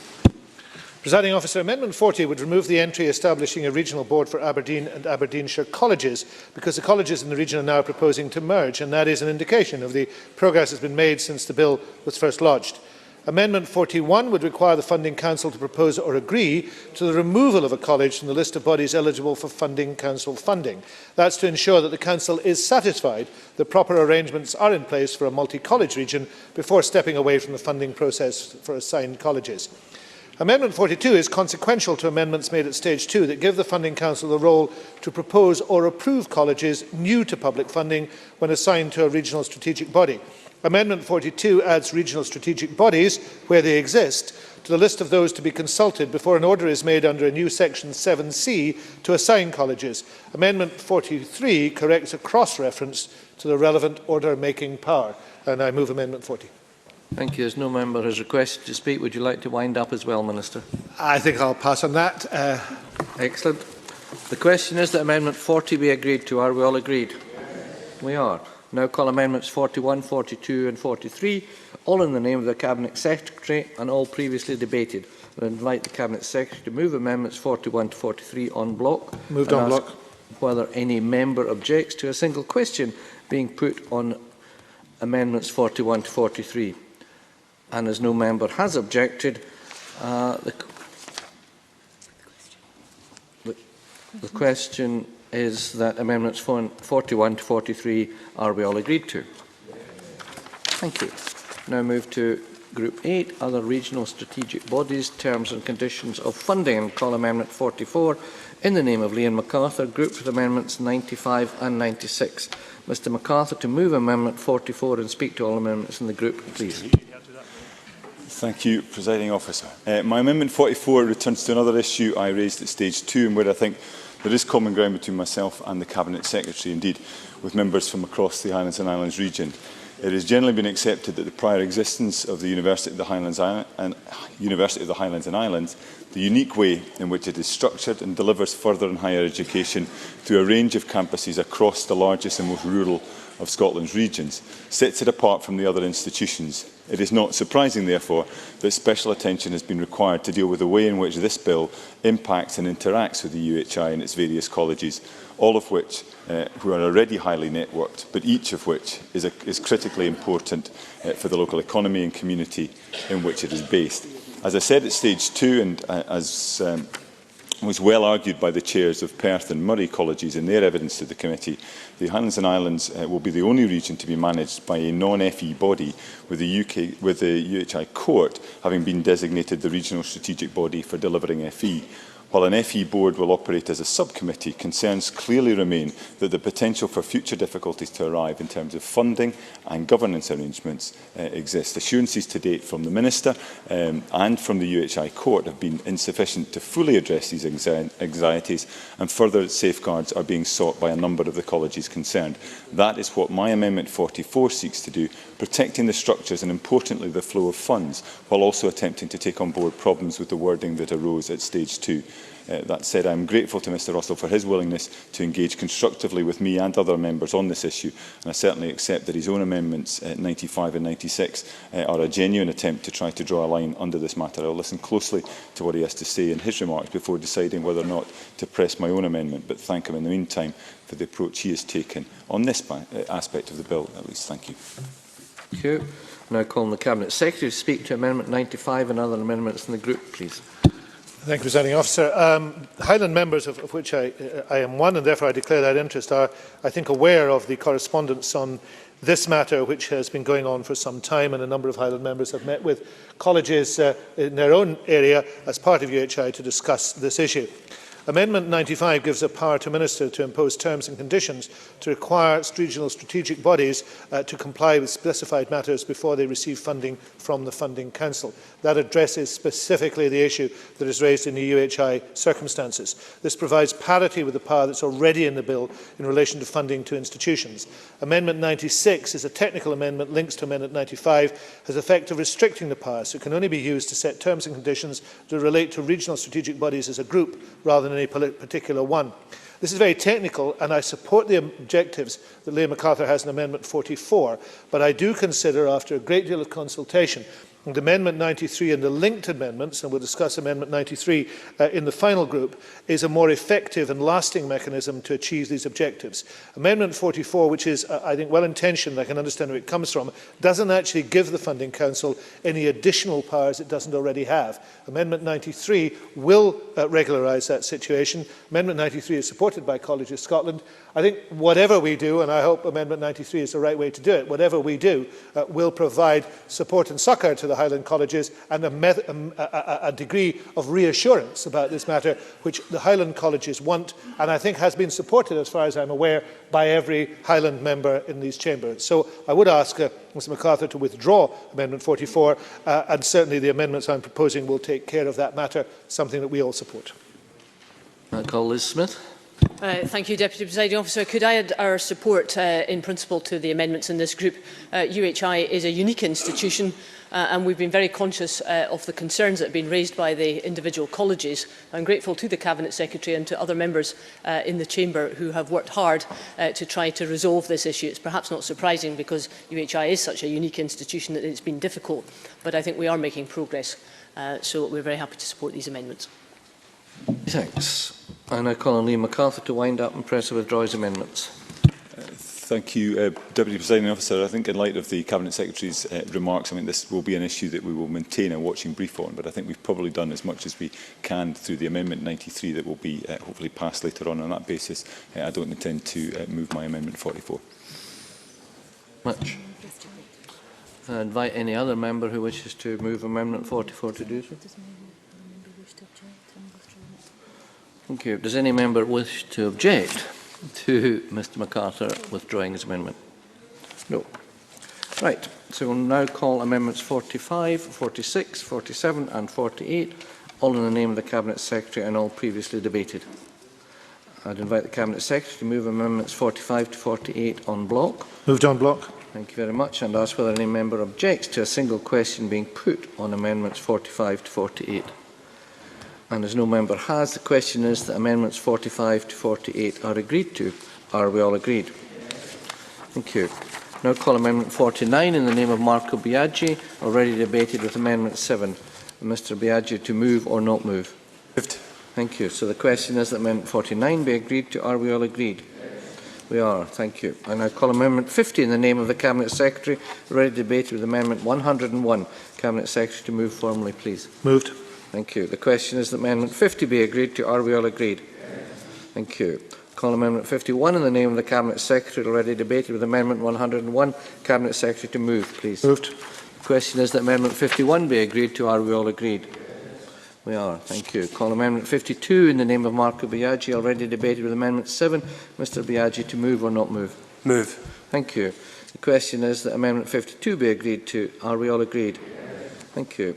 Call Amendment 106 in the name of Neil Bibby, already debated with Amendment 101. Mr Bibby, to move or not move? Move. Many thanks. So the question is that Amendment 106 be agreed to. Are we all agreed? We are not agreed.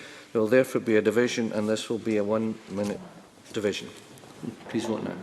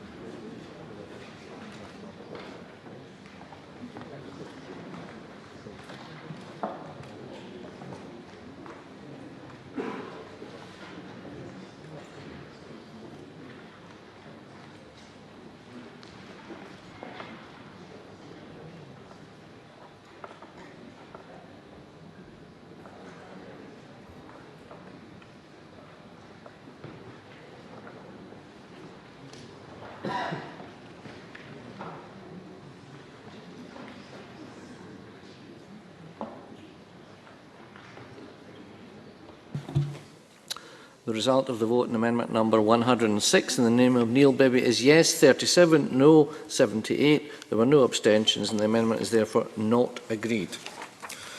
Call amendment 107 in the name of Neil Bibby, already debated with amendment 101. What?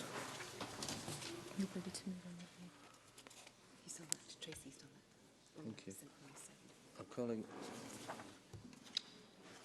Are we agreed? I'm sorry. I'm sorry. You've asked him if he's going to move or not move. Move or not move. Right. Quick. Have you not done that?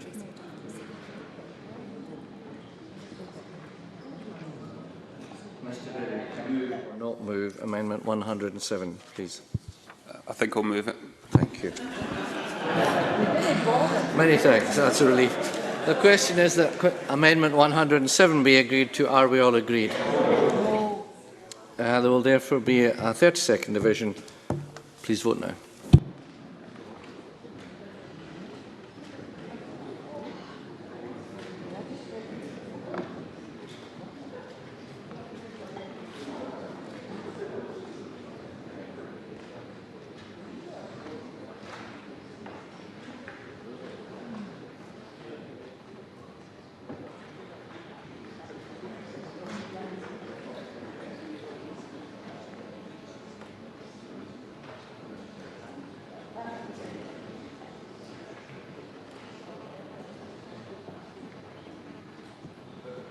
The result of the vote on amendment number 107 in the name of Neil Bibby is yes 36, no 77.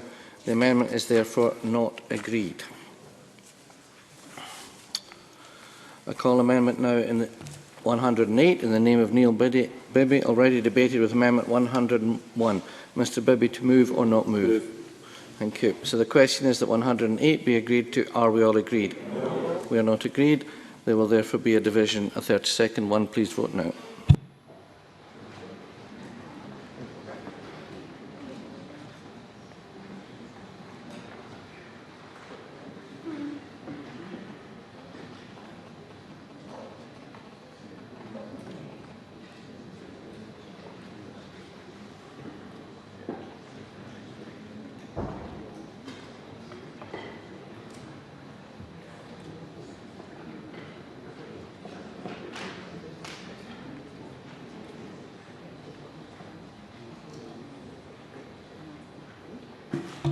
The result of the vote on Amendment 108 in the name of Neil Bibby is yes 37, no 77. There were no abstentions and the amendment is therefore not agreed. I now call Amendment 109 in the name of Neil Bibby, already debated with Amendment 101. Mr Bibby, to move or not move? Move. Thank you very much. The question is that 109 be agreed to. Are we all agreed? We are not agreed. There will therefore be a 30-second division. Please vote now.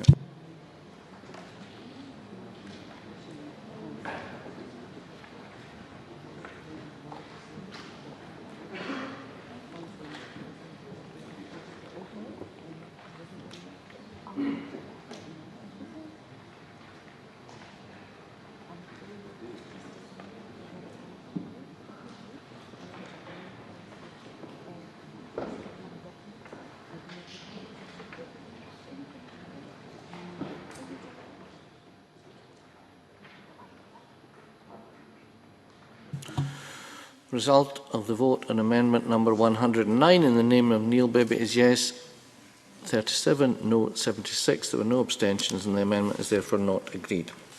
I now call Amendment 53 in the name of the Cabinet Secretary, already debated with Amendment 101. Cabinet Secretary, to move formally. Moved. Thank you very much. The question is that Amendment 53 be agreed to. Are we all agreed? We are not agreed. There will therefore be a 30-second division. Please vote now.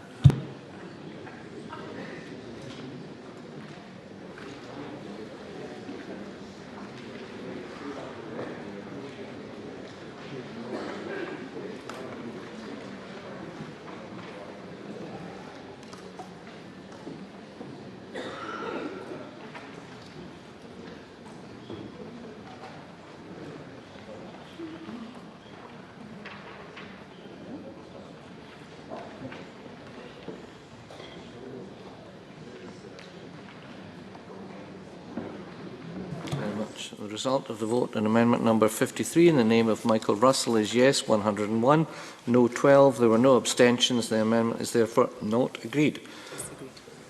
I beg your pardon. The amendment is therefore agreed. My mistake. Forgive me. Group 9, Regional Strategic Board Staff Transfers.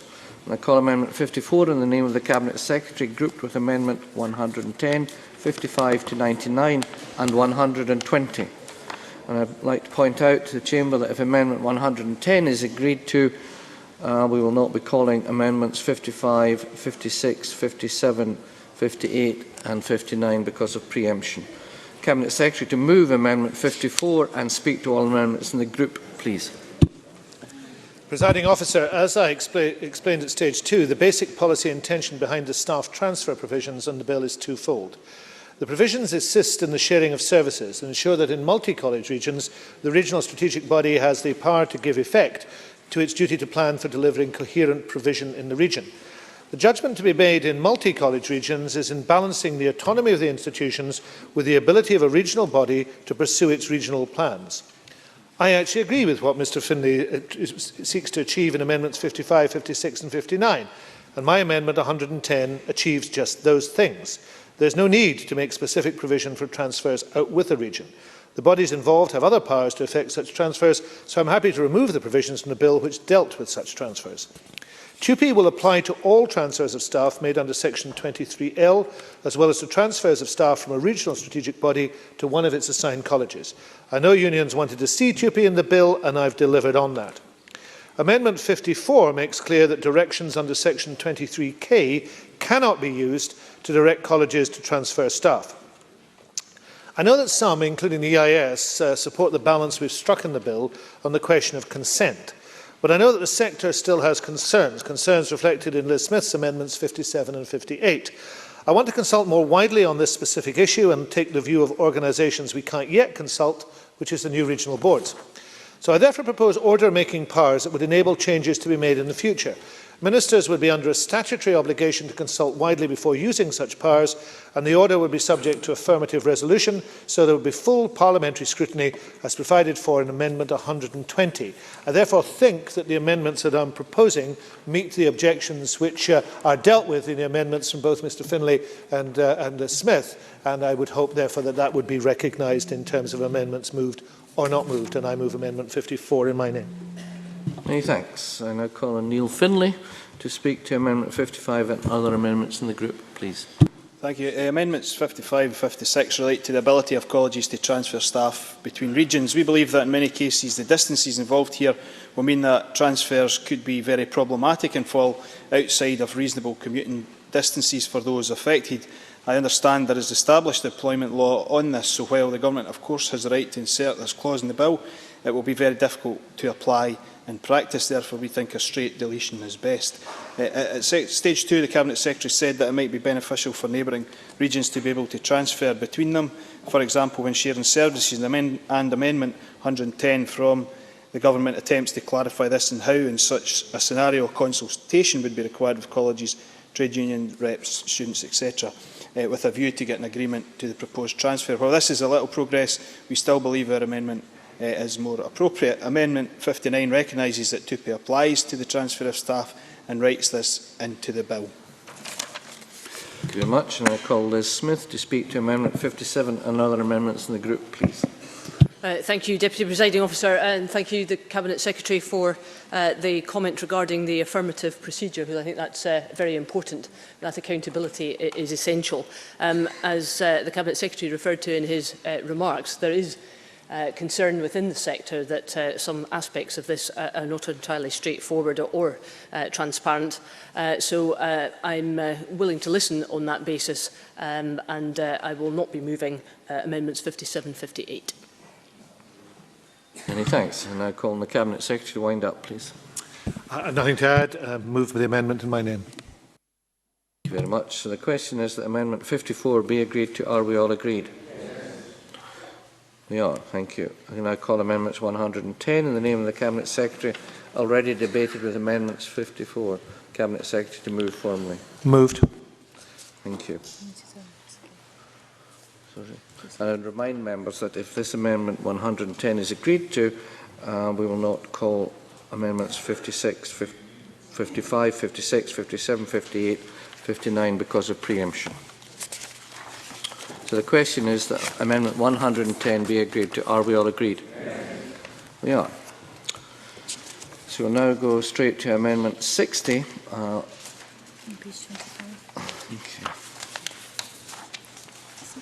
I call Amendment 60 in the name of Neil Finlay, already debated with Amendment 25. Mr Finlay, to move or not move? Move. Thank you. So the question is that Amendment 60 be agreed to. Are we all agreed? We're not agreed. There will therefore be a 1-minute division. Please vote now.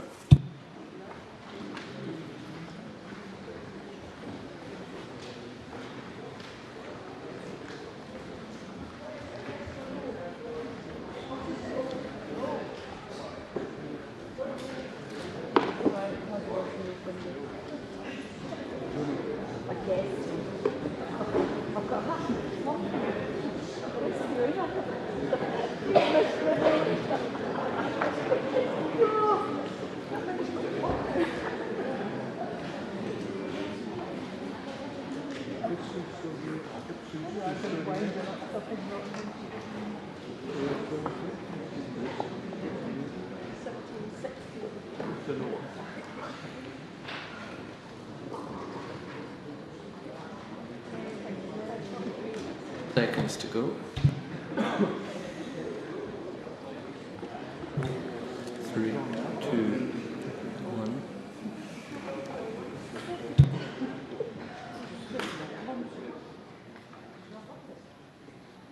Many thanks. The result of the vote on amendment number 60 in the name of Neil Findlay is yes 35, no 78, and there were no abstentions, and the amendment is therefore not agreed. Now call amendment 61 in the name of Neil Findlay, already debated with amendment 25. Mr Findlay, to move or not move? Move. Thank you. So the question is that amendment 61 be agreed to. Are we all agreed? We are not. There will therefore be a 30-second division. Please vote now.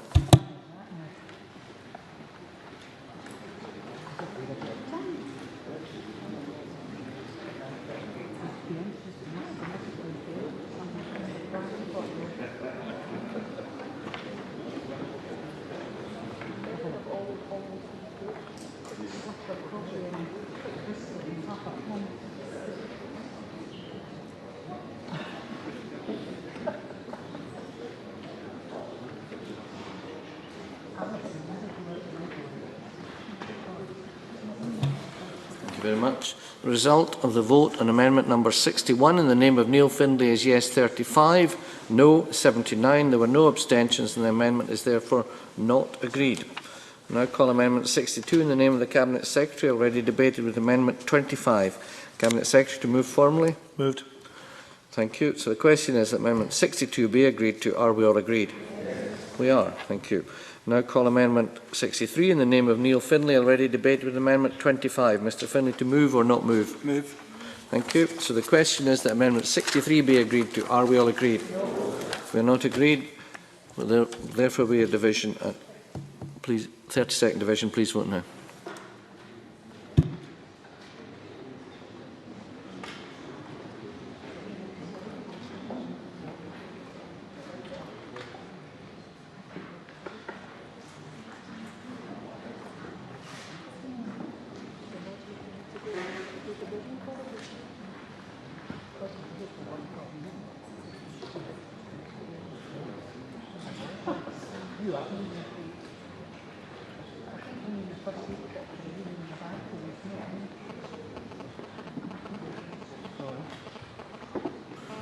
The result of the vote on amendment number 63 in the name of Neil Findlay is yes 53, no 61. There were no abstentions, and the amendment is therefore not agreed.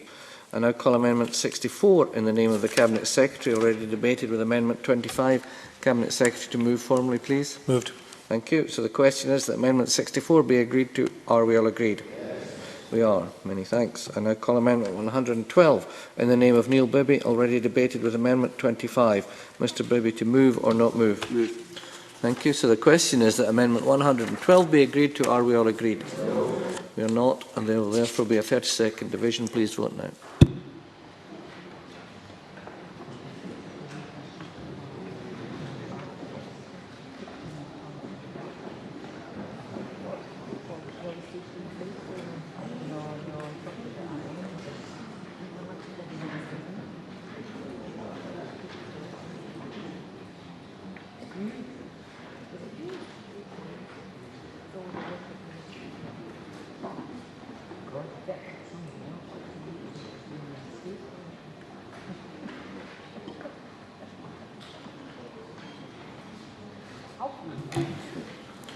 The result of the vote on amendment number 112 in the name of Neil Bibby is yes 53, no 59. There were no abstentions, and the amendment is therefore not agreed.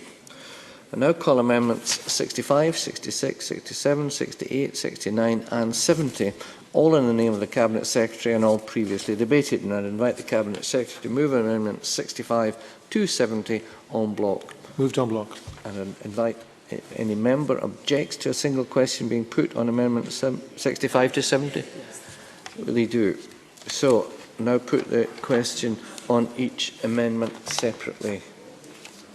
So the question is that amendment 65 be agreed to. Are we all agreed? We're not agreed. There will therefore be a 30-second division. Please vote now.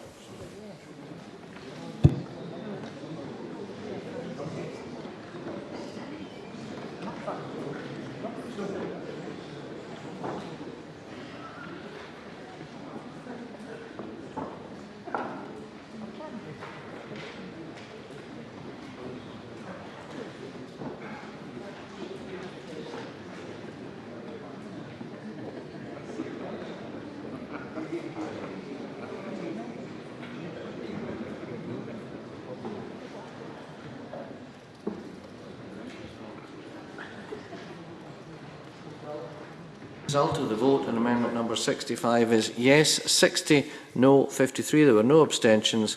The amendment is therefore not. The amendment is therefore agreed. Forgive me.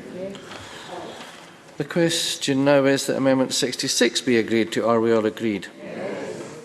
We are not agreed. There will therefore be a 30-second division. Please vote now.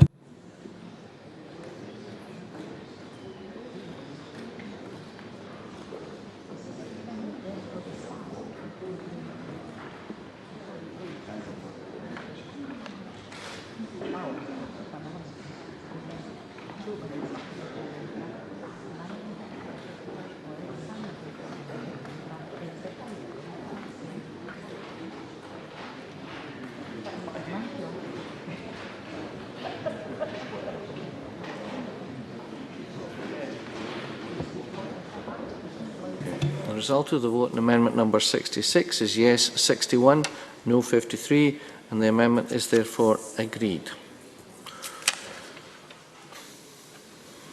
Now the question is that amendment 67 be agreed to. Are we all agreed? Yes.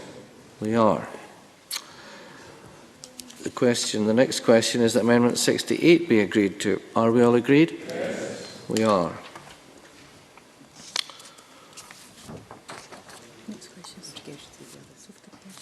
Thank you. The next question is therefore that amendment 69 be agreed to. Are we all agreed? Yes. We're not agreed. There will therefore be a 30-second division. Please vote now.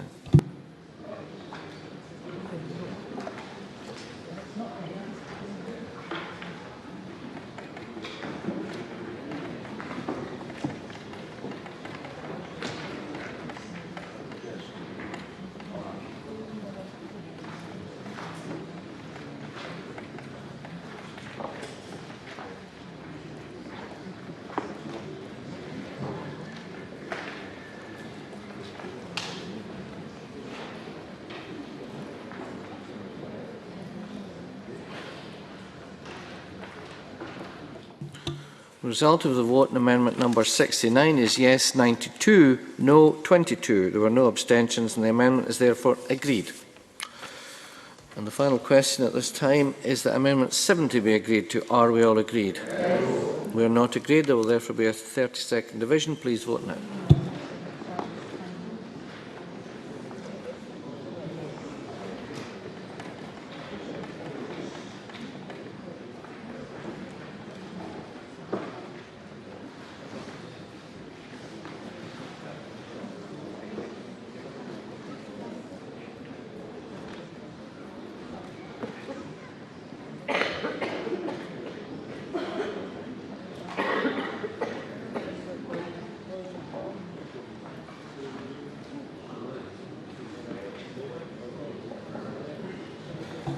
The result of the vote on amendment number 70 is yes 61, no 53. There were no abstentions and the amendment is therefore agreed. And we now move to Group 10, which is on collective bargaining. I would call Amendment 1 in the name of Neil Findlay, grouped with Amendments 79 and 2. Mr Findlay to move Amendment 1 and speak to all amendments in the group, please. Thanks, Presiding Officer. In moving Amendment 1 and 2, we have heard for some time from the Cabinet Secretary that he's committed to collective bargaining in the college sector and he desperately wants to see it reintroduced, but unfortunately there was no mention of it in this post-16 bill. It was with this in mind that we moved our amendment at stage 2 and seek to reintroduce them today. Amendments 1 and 2 aim to put references to collective bargaining in the bill and ensure that the Scottish Government lives up to and fulfils previous commitments. And let's make it absolutely clear, Scottish Labour has successfully forced this issue onto the agenda. We have successfully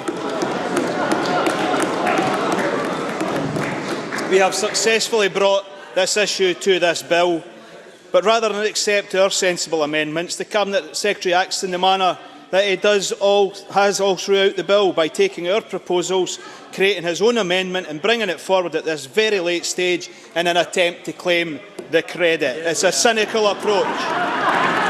It's a cynical approach. A cynical approach that he's taken in so many sections of the bill. We will, of course, support Amendment 79, and I hope the Cabinet Secretary, in his usual gracious manner, will recognise the work.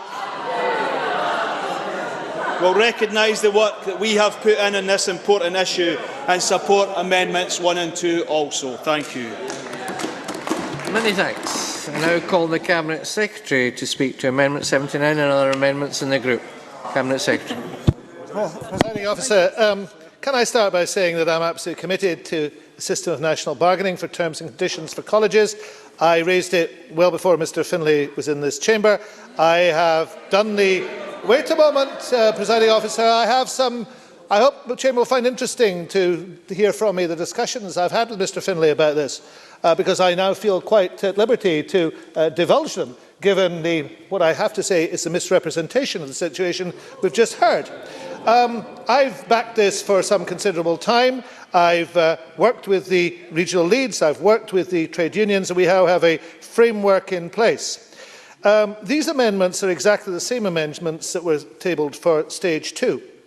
Before Stage 2, I asked to meet the opposition spokespeople from each party. Mr Finlay came to that meeting. It wasn't lengthy, I have to say. But I did say to Mr Finlay twice, are there any amendments you would like to bring forward? Is there anything that I can do to actually try and bridge the gaps existed? It was never mentioned by Mr Finlay, not once. But there you are. It could have been, he could just have been forgetful at that stage. So then, when the amendments were laid at Stage 2, Presiding Officer, I explained to Mr Finlay very positively that I was in support of what we were trying to do, and I'd be happy to work with him to bring forward amendments that actually worked, as opposed to these two amendments which don't work. In actual fact, if you wanted national pay bargaining, these are the amendments you wouldn't put down. But okay, everybody makes mistakes. So I said, yes, everybody makes mistakes, and you're about to hear another one from Mr Finlay. I said to him, come back and have a conversation with me about how we put this into the bill. We had our second meeting. The first was 9 minutes, that was 7 minutes, right? And I have to say, at that meeting, Mr Finlay, again, all that he wanted to do was to see the amendments we were putting down, which is precisely what we did. We shared those amendments, and the amendment that is here achieves that aim and objective. But Mr Finlay had already put down the same amendments, and was he going to withdraw them? No, he wasn't. No. So what we end up here is with what we have always seen from Mr Finlay. He is the master of grandstanding on this. The master of grandstanding on this. Yep. No, I'm quite... Gosh, it sounds like a sea lion that's got in here. I am quite happy. I'm quite happy to share the credit for bringing this forward with any member of the chamber who wants to share that credit, because I hope that the whole chamber will accept that we should not be backing a balkanisation of pay and conditions in the college sector. And it would do great credit to this Parliament if, in actual fact, instead of what we'd heard from Mr Finlay, we'd all said, yeah, this is a good thing to do, let's do it. And actually that has defined the exact approach to the bill from Mr Finlay. And it's regrettable, but I'm pleased that despite those rather wasted 16 minutes of my life talking to him about it, we've now got an amendment we can agree on. I now call on Claire Adamson briefly, as we're now quite tight for time. Ms Adams. Thank you, Presiding Officer. I just want to speak in support of Amendment 79. As the Cabinet Secretary has said, this is a really important matter for the further education system.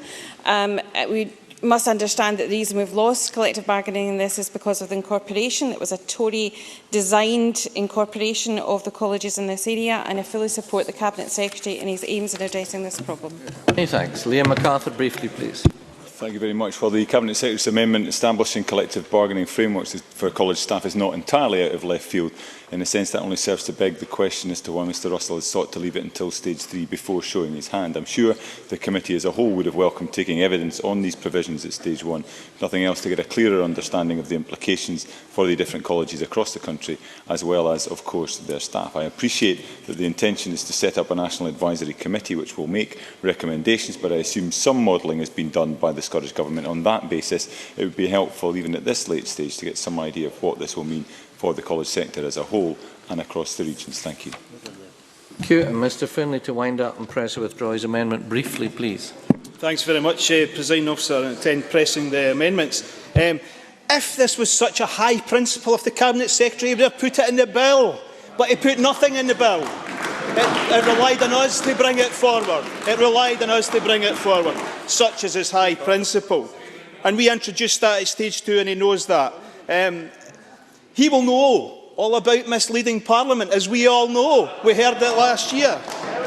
And can I say finally, the reason the meetings were so short is I felt very uncomfortable at the large portrait of the Cabinet Secretary staring at me in the room. Thank you. And so the question is that Amendment 1 be agreed to. Are we all agreed? No. We are not agreed, and there will therefore be a 1-minute division. Please vote now.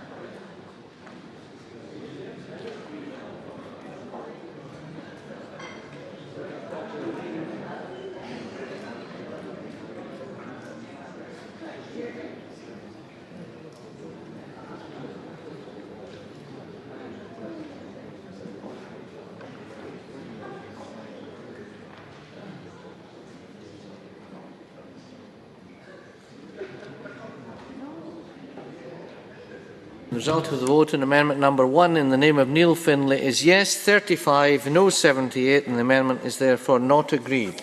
And moving swiftly on, we'll now move to Group 11, which is Colleges and Regional Boards, Procedures and Powers. Call Amendment 71 in the name of Liz Smith, group with Amendments 72, 81, 82 and 83. Liz Smith to move Amendment 71 and speak to all amendments in the group, please.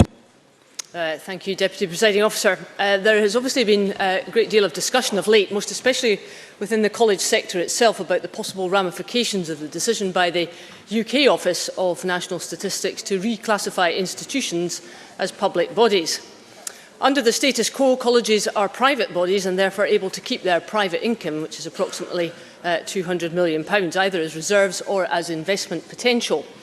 The reclassification, however, means that such private funding would be treated as public money, which could have major implications for the way that colleges work, including the independence test within their charitable status and how they work with other institutions such as business, a point that was raised by John Henderson of Colleges Scotland earlier in the week.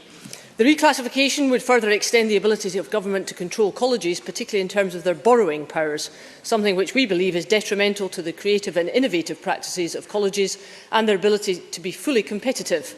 Indeed, we believe these are the essential features of the college sector which allow them to rank alongside rather than be the so-called superior relation to universities. Likewise, there is further concern that reclassification may impact on some of the mergers in progress, and some of these will rely on the release of reserves built up over a number of years and may also depend on the ability of colleges to generate additional commercial income. This in turn has clear implications for the competitive advantage of Scotland's colleges. South of the border, we have seen government relax controls on governance and borrowing, yet in Scotland we seem to be moving in the opposite direction. Amendment 71 gives the college power to borrow money to help it exercise its functions by granting such security and indemnity as the regional board sees fit. Amendment 72 removes the sections of the bill which forbid these actions just outlined above.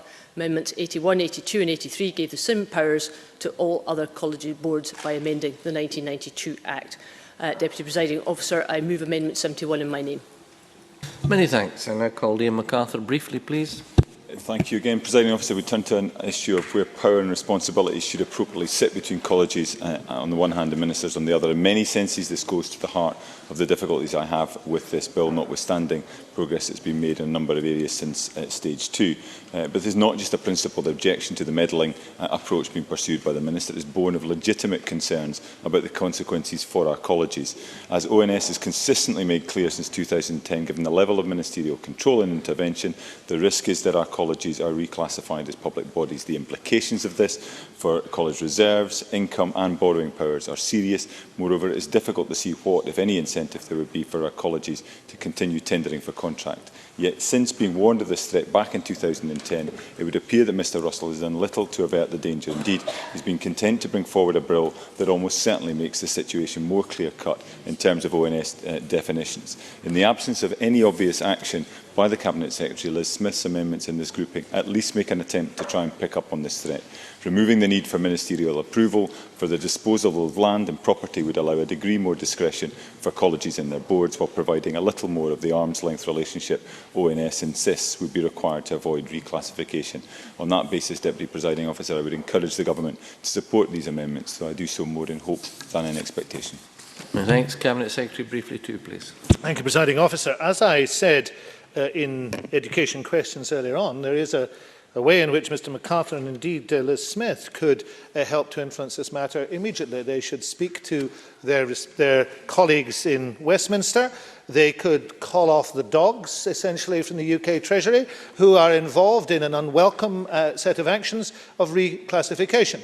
And indeed, there is a huge inconsistency in the approach of the UK government, because the UK government is backing actions south of the border that include the imposition of a so-called sort of commissar for further education, who would intervene in what are called failing colleges and take those... Oh, well, Labour no doubt supports that, Presiding Officer, because they do support almost everything that the Tories and the Liberals do. But I would have thought a moment's rationality would make you think that if that is direct intervention in the colleges sector south of the border, then that is a type of intervention that should demand the type of reclassification which we, and I have to say, Wales is suffering. But we won't allow education policy to be driven in that way from outside Scotland, either from accounting practice or by hostility from the UK government. So we are taking a number of actions to assist colleges. I would like to make sure that this bill did the same. But it is impossible to do that because the classification issue is reserved to Westminster. And I have to say, on the record, that these amendments would not nullify the ONS's classification of colleges and would not mitigate against those effects. I'd like to think it was possible, but it is not possible. So, unfortunately, Liz Smith is wrong or misled on this matter. Now, Amendments 71, 72, 81, 82 and 83 would actually mean the regional boards and incorporated college boards will be able to borrow money without legal constraint. I mean, just think about that, Presiding Officer. They'll be able to borrow money without legal constraint. They could also grant securities and give guarantees or indemnities as they see fit. Regional boards and incorporated college boards are, no matter what you think of them, public bodies. Given the percentage of public funding colleges received, controls are not only appropriate but essential. College assets have been built up largely as a result of public investment. Colleges are public assets. It would be wholly inappropriate to have college finances managed in this way. And as these amendments do not nullify ONS classification, then they are ineffective and actually irresponsible. There are other aspects of the nature of the relationship between colleges and government in Scotland which mean that reclassification would continue to apply. Now, our relationship between government and colleges is founded on strong partnerships. It has associated governance arrangements we are strengthening this bill in order to improve democratic accountability. And remember, that was also a key element in the thinking behind this bill. Democratic accountability was vastly diminished by what took place in 1992 and 1993.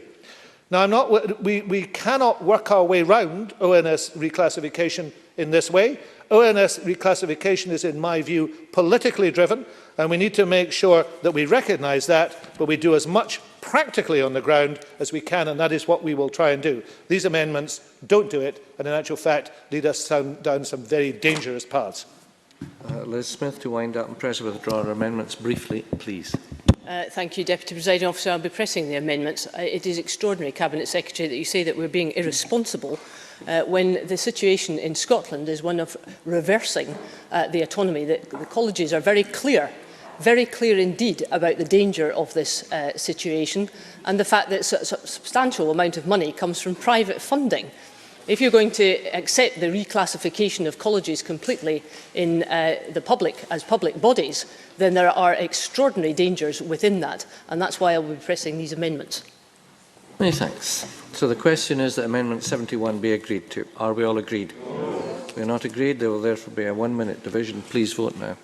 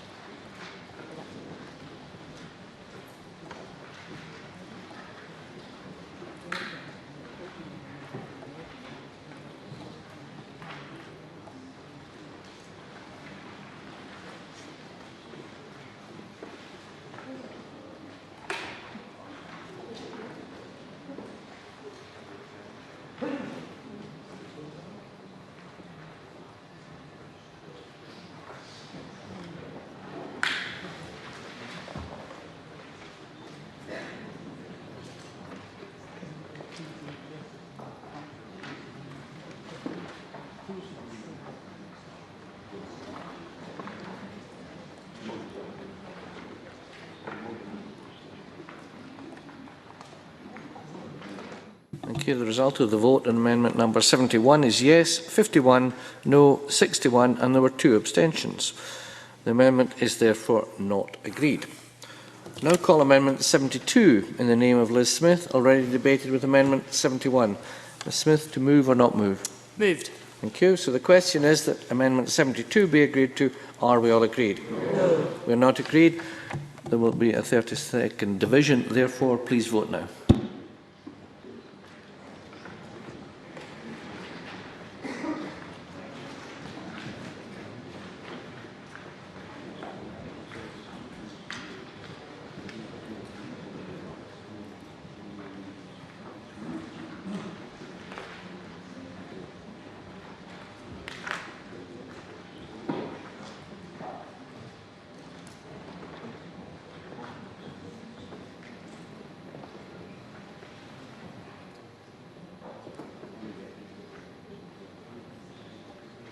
Okay, the result of the vote on amendment number 72 is yes, 51, no, 61. There will be 2 abstentions, and the amendment is therefore not agreed.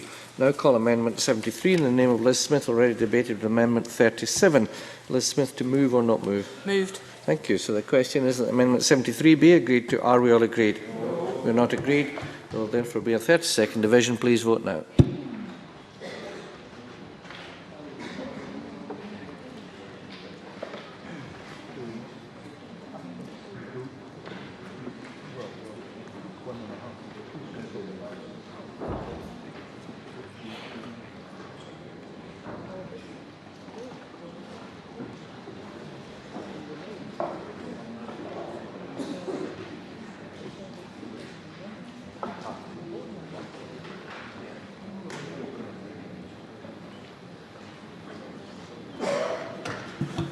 Result of the vote on amendment number 73 is yes, 51, no, 60. There were no abstentions, and the amendment is therefore not agreed. We now call amendment 74 in the name of Liz Smith, already debated with amendment 37. Liz Smith, to move or not move? Many thanks. So the question is that amendment 74 be agreed to. Are we all agreed? We're not agreed. There will therefore be a 30-second division. Please vote now.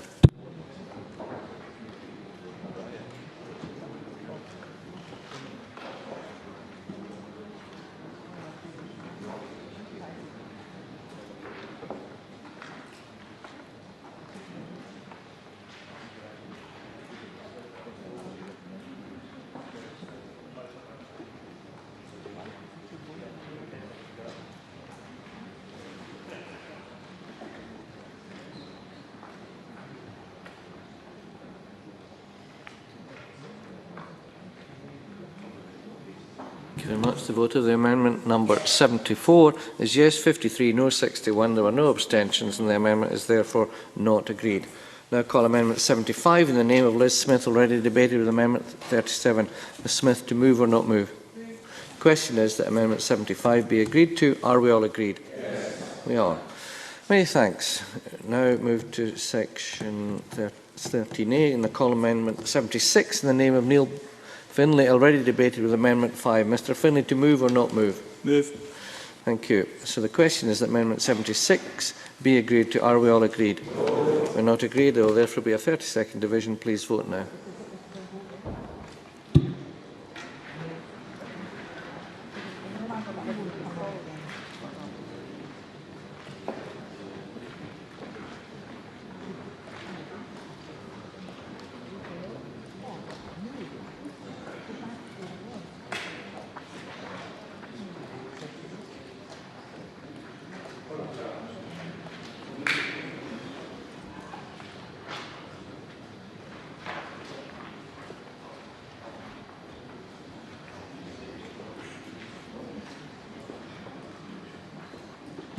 you. The result of the vote on amendment number 76 is yes 35, no 75. There were no abstentions. The amendment is therefore not agreed.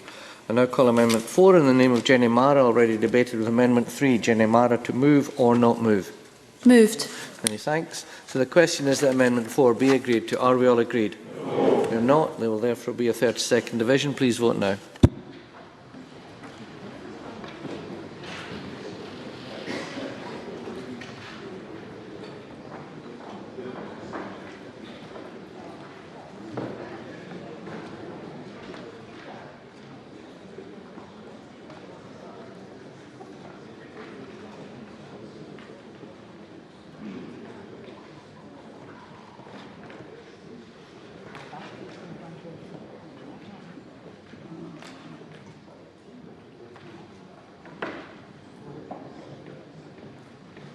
The result of a vote on amendment number 4 is yes 40, no 73. There were no abstentions, and the amendment is therefore not agreed. Now call amendment 77 in the name of Marco Biaggi, already debated with amendment 7. Mr Biaggi, to move or not move? Moved. Many thanks. So the question is that amendment 77 be agreed to. Are we all agreed? We are. Thank you very much. Call amendment 78 in the name of Marco Biaggi, already debated with amendment 7. Mr Biaggi, to move or not move? Moved. Many thanks. So the question is that amendment 78 be agreed to. Are we all agreed? Yes. We are. Many thanks. Now call amendment 79 in the name of the Cabinet Secretary, debated with amendment 1. Cabinet Secretary, to move formally. Moved. Thank you. So the question is that amendment 79 be agreed to. Are we all agreed? No, we're not agreed. There will therefore be a 32nd division. Please vote now.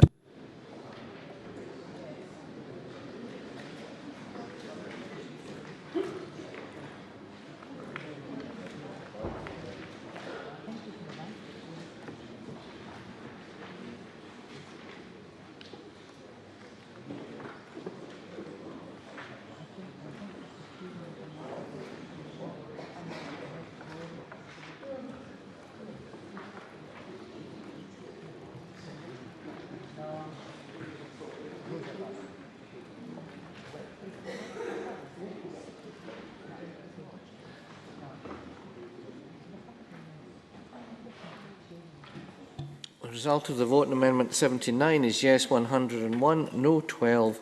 There were no abstentions, and the amendment is therefore agreed. I now call amendment 80 in the name of Claire Adamson, already debated with amendment 3. Ms Adamson, to move or not move? Move. Many thanks. So the question is that amendment 80 be agreed to. Are we all agreed? We are. Thank you very much. I now call amendment 81 in the name of Liz Smith, already debated with amendment 71. Ms Smith, to move or not move? Moved. Thank you. And so the question is that amendment 81 be agreed to. Are we all agreed? We are not. There will therefore be a 32nd division. Please vote now.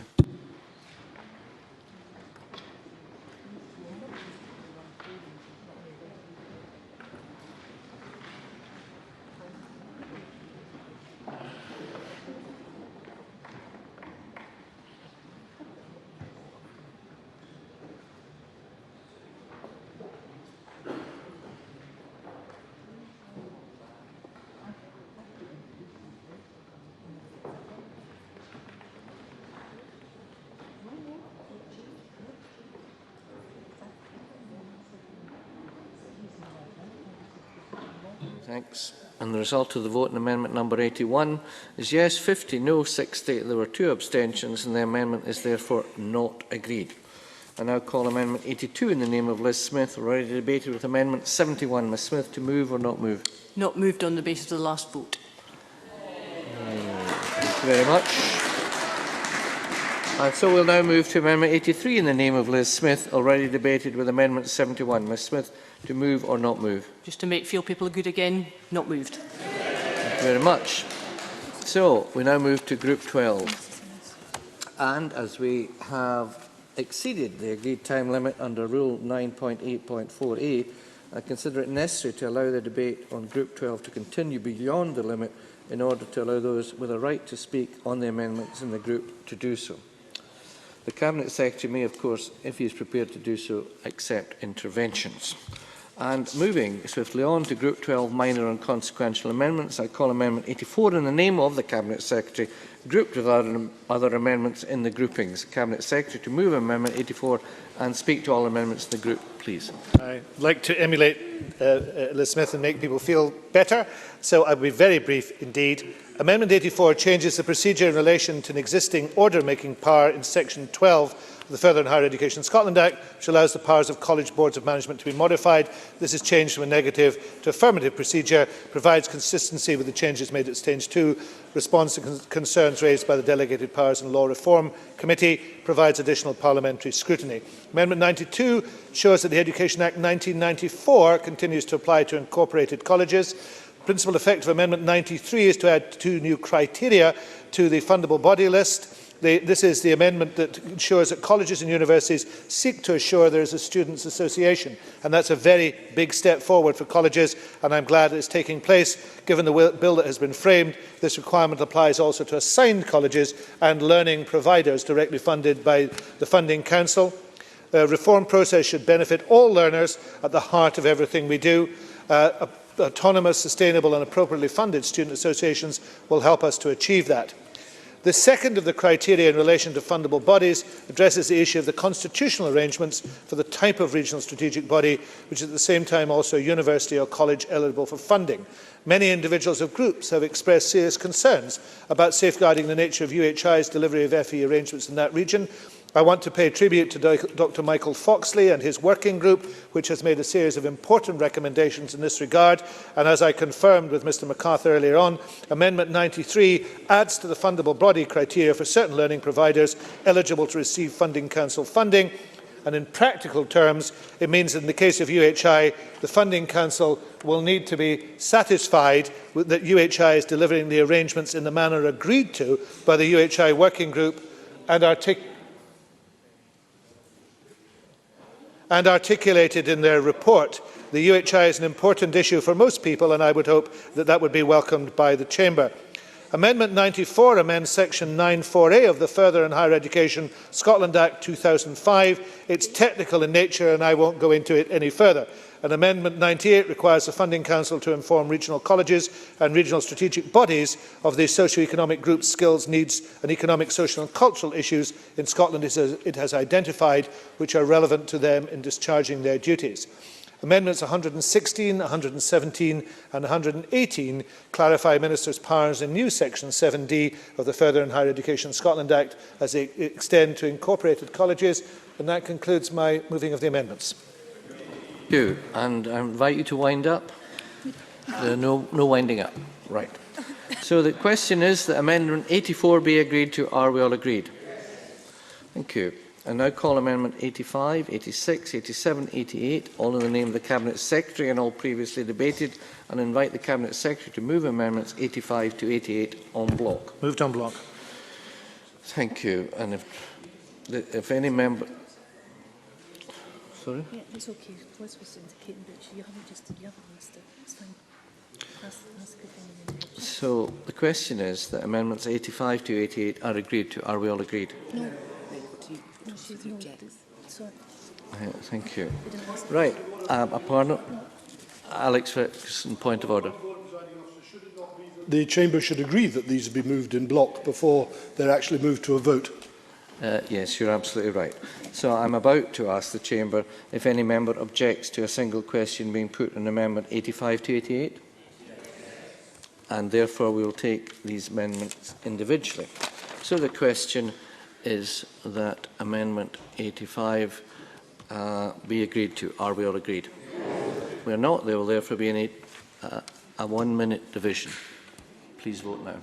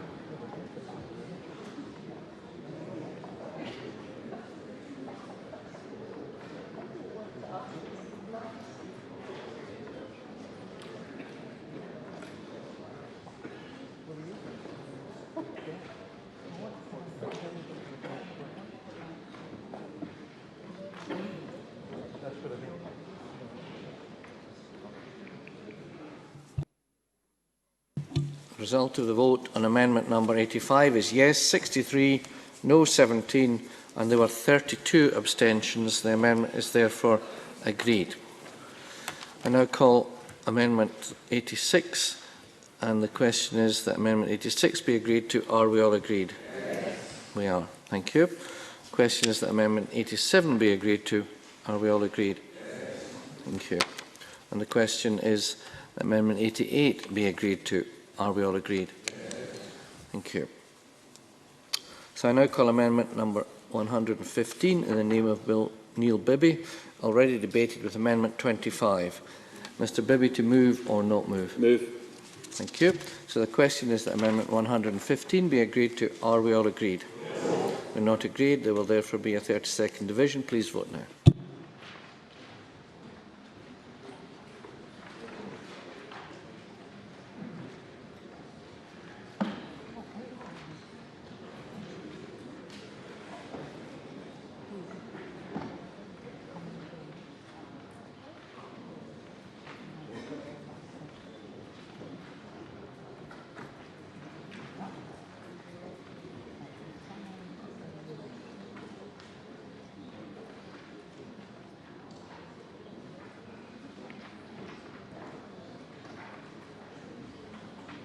Result of the vote on amendment number 115 is yes 52, no 60. There were no abstentions, and the amendment is therefore not agreed.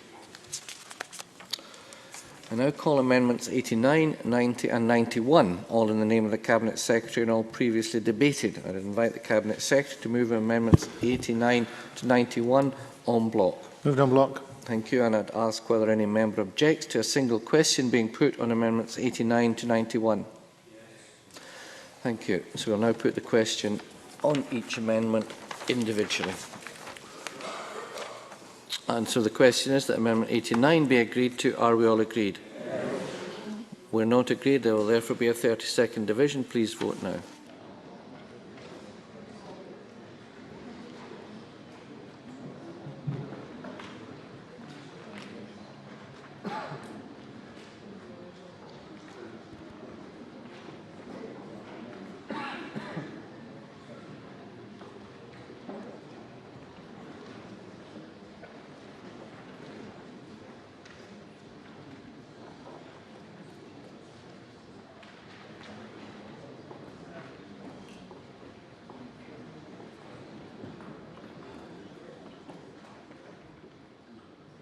The result of the vote on amendment number 89 is yes 63, no 48. There were no abstentions, and the amendment is therefore agreed.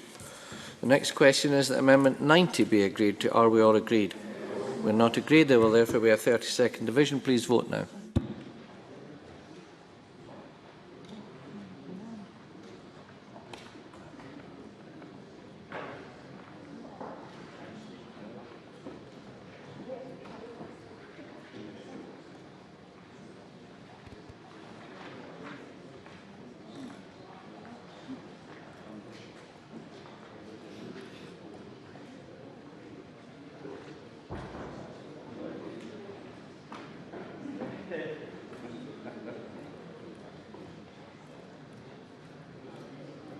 The result of the vote on amendment number 90 is yes 62, no 49. There were no abstentions, and the amendment is therefore agreed.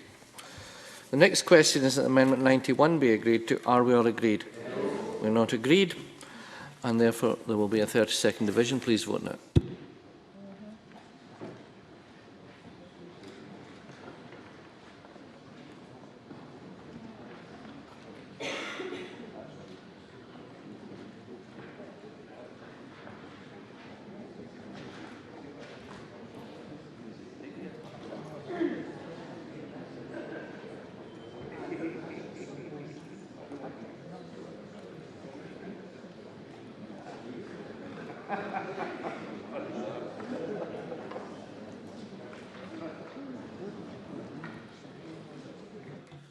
The result of the vote on amendment number 91 is yes 63, no 48. There were no abstentions, and the amendment is therefore agreed. I now call amendment 2 in the name of Neil Findlay, already debated with amendment 1. Mr Finlay, to move or not move? Move. Thank you. So the question is that Amendment 2 be agreed to. Are we all agreed? No. We are not. There will therefore be a 30-second division. Please vote now.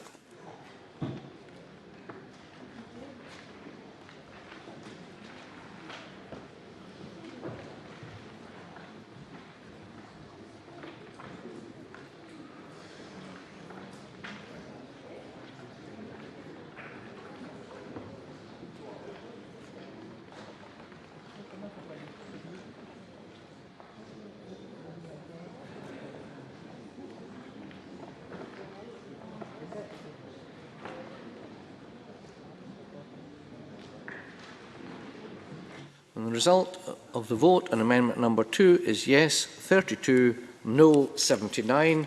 There were no abstentions and the amendment is therefore not agreed. I now call amendments 92, 93, 116 to 118, 94 to 98, 119, 120 and 99, all in the name of the Cabinet Secretary and all previously debated. And I'd invite the Cabinet Secretary to move amendments 92, 93, 116 to 118, 94 to 98, 119, 120 and 99 en bloc. And does any member object to a single question? I'll give them the chance to move it then. Moved, hopefully, but alas, it's not going to happen. Right. And does any member object to a single question? You do. So we will now go through these amendments individually. And we will start with Amendment 92. And so the question is that Amendment 92 be agreed to. Are we all agreed? Yes. Excellent. The next question is that Amendment 93 be agreed to. Are we all agreed? Yes. Thank you. And the next question is that Amendment 116 be agreed to. Are we all agreed? Yes. Thank you. The question is that 117 be agreed to. Are we all agreed? Yes. We are.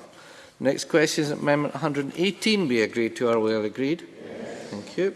The next question is that Amendment 94 be agreed to. Are we all agreed? Yes. Thank you.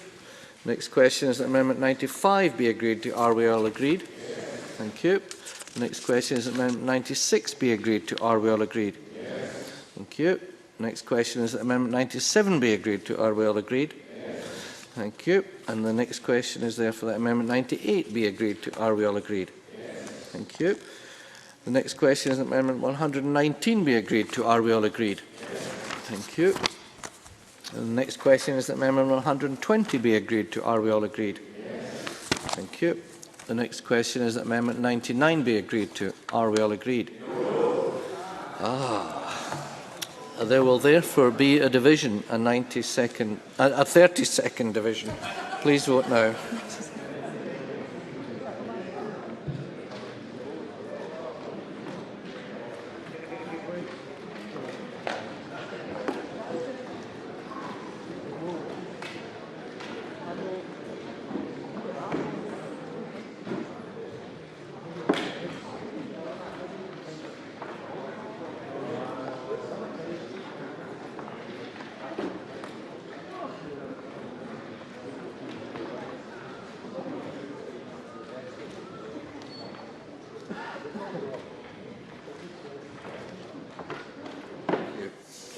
And the result of the vote on amendment number 99 is yes 60, no 49. There were no abstentions and the amendment is therefore not agreed. And that finally ends consideration of amendments. Thank you all.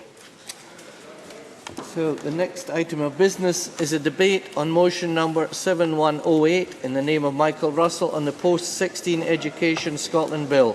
I'd invite members who wish to speak in the debate to press the request to speak buttons now.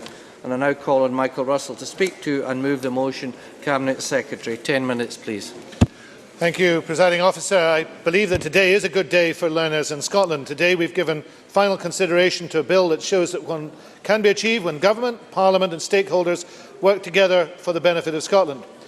I said during the Stage 1 debate that my hope was that the final iteration of this bill would be a product of partnership, and I'm delighted to say that's exactly what it's turned out to be. I'd like to thank the members of the Education and Culture Committee for their thorough consideration of the bill, to Stuart Maxwell in particular for his professional and fair-minded approach in chairing proceedings, I thank the Delegated Powers and Law Reform and Finance Committees for their valuable contribution to the scrutiny of the bill. I thank my officials and the officials of many organisations who have worked very closely with us, Presiding Officer, to improve the bill at each stage.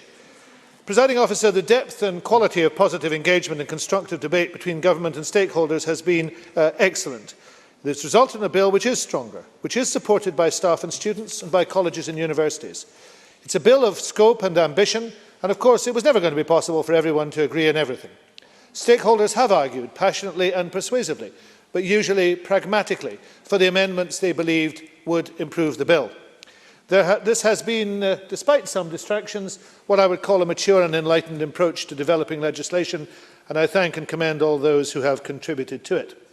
There have been some important changes to the bill. They have improved what I believe was already a good piece of legislation. And the amendments are indicative of this government's determination to listen, its commitment to work in partnership, and its focus on producing high-quality legislation. So we did listen when the university sector told us that the term management in the government provisions represented an unintentional threat to institutional autonomy, unintentional because it came from another piece of legislation. We listened when the college sector told us that assigned colleges needed larger boards. We listened again when staff and students told us they should be consulted on the development of widening access agreements. We've accepted amendments from across the chamber. We've listened because we're a government who form our policies on the basis, wherever we can, of consensus and agreement on what will provide the best outcome, in this occasion, the best outcome for learners in Scotland. And we listen because we understand where knowledge and expertise in Scottish education lies. It lies within the sector, with staff and students who have made our post-education system a good system, which can be better. And the fruits of our partnership are clear in this amended bill, which will be voted on shortly.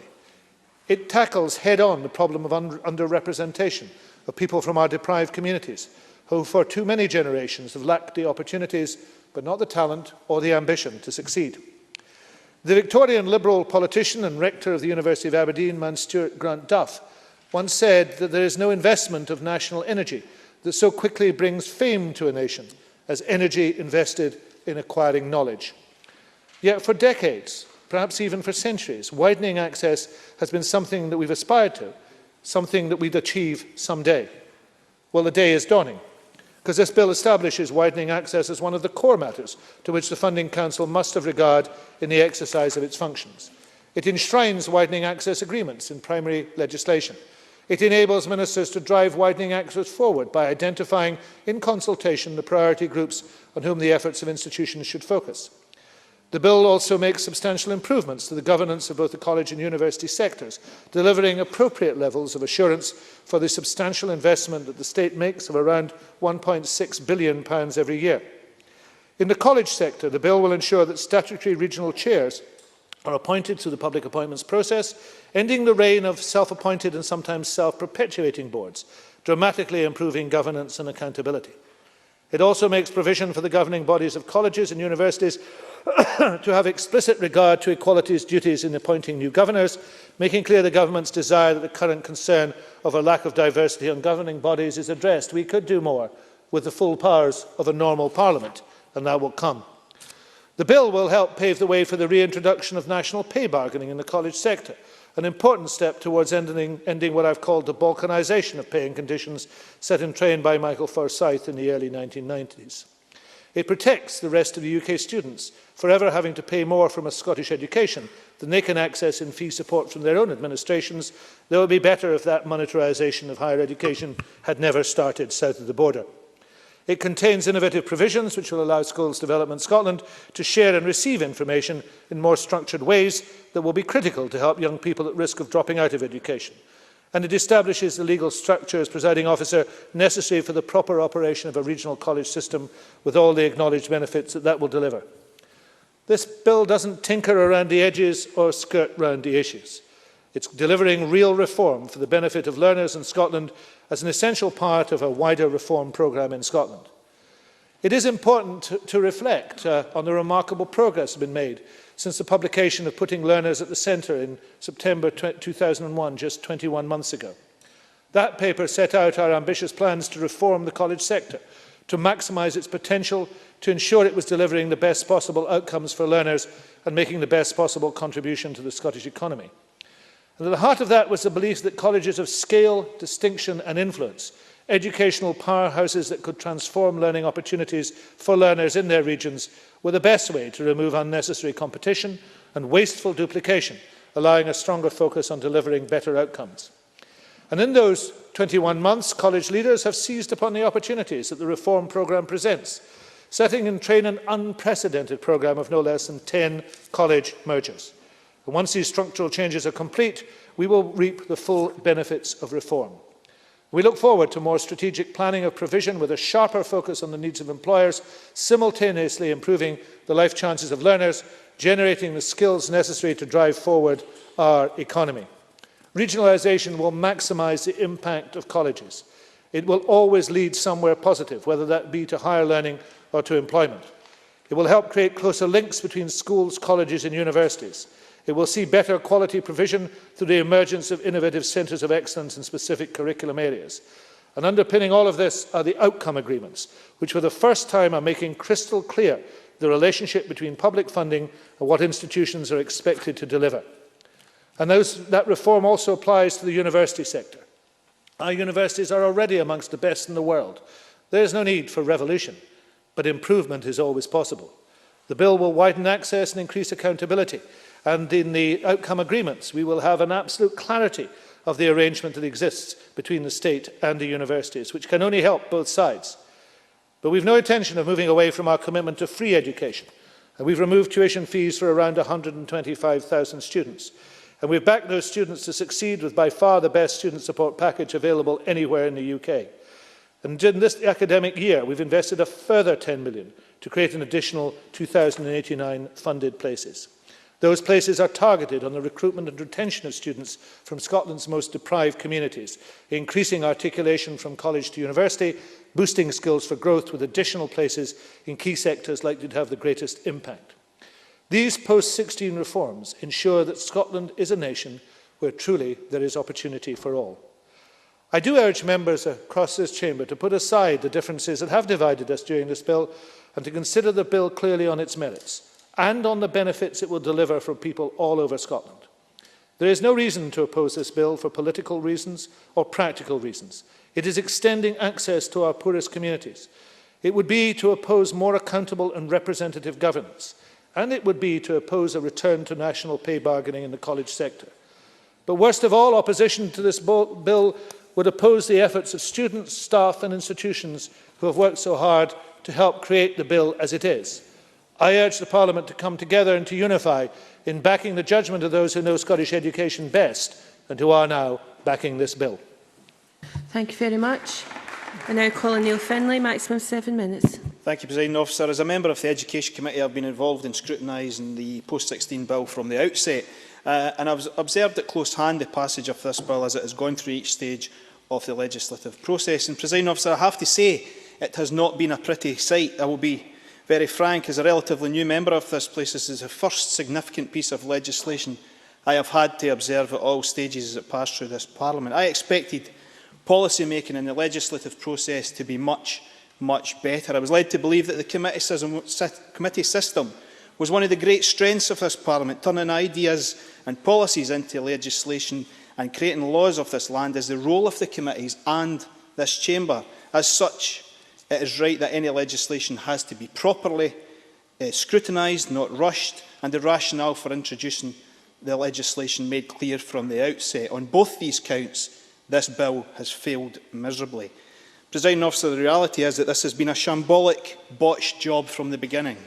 When the committee had its session with the Bills team, it was clear from the discussion that the team who were dealing with the detail of the bill were just as unsure of its purpose and detail as we were.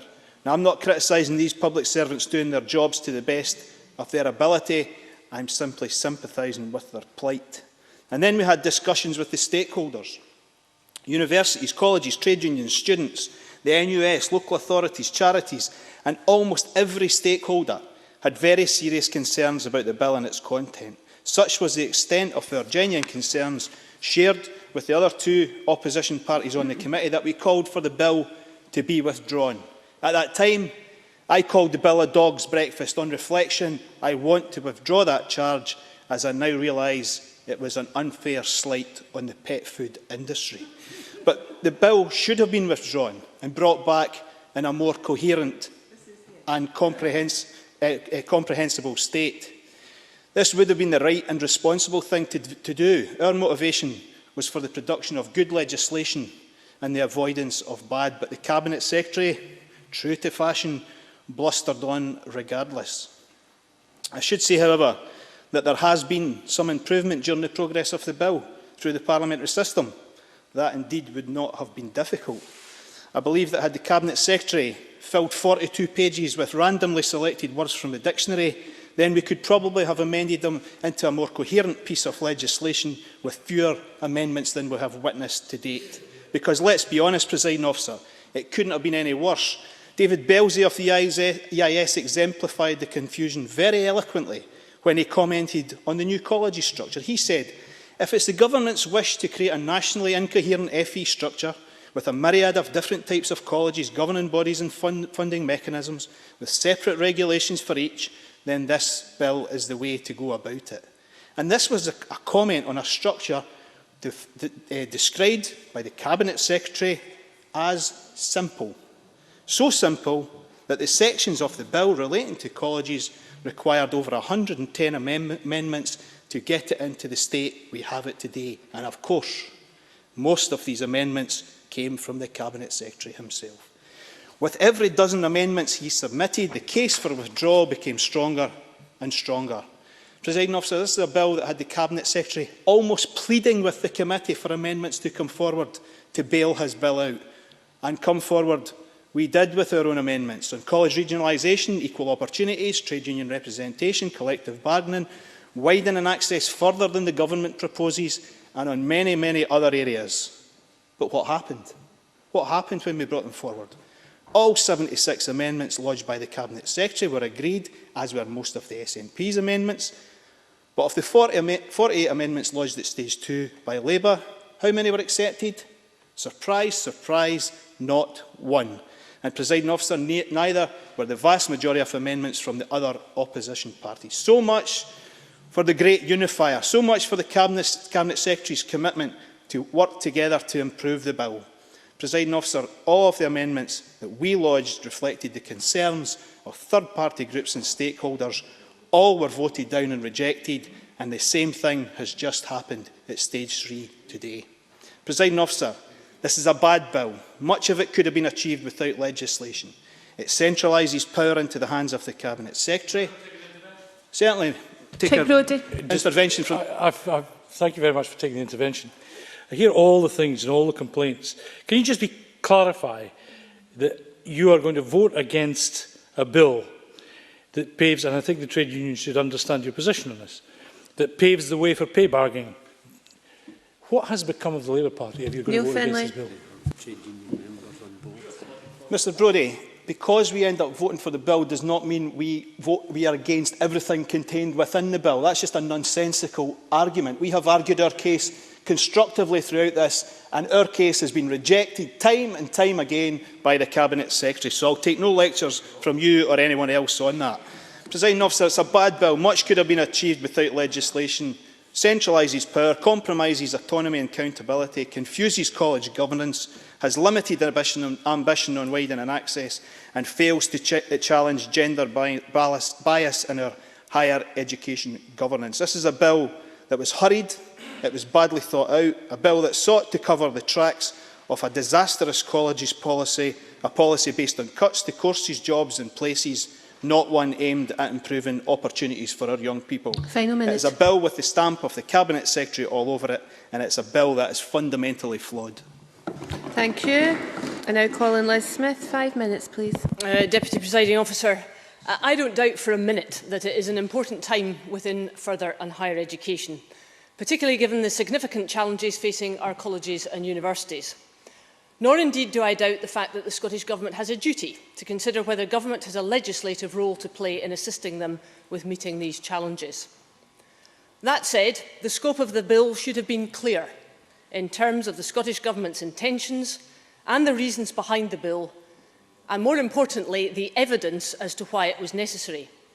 Parliamentarians should have been left in no doubt at all as to what the bill was designed to do, and there ought to have been a very clear signal from both colleges and universities that they were receptive to the proposed changes. There ought also to have been a very clear message that the Scottish Government, in conjunction with the colleges and universities themselves and the Scottish Funding Council, were largely in agreement that the bill was capable of delivering the policies which will best deliver excellence in our institutions, maintain and increase their international reputation, and respond to the economic and social needs of the local economies. From day one, Deputy Presiding Officer, none of this was clear.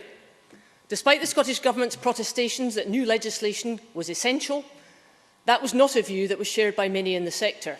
Indeed, in both cases, colleges and universities struggled to see the powerful evidence which would prove that case.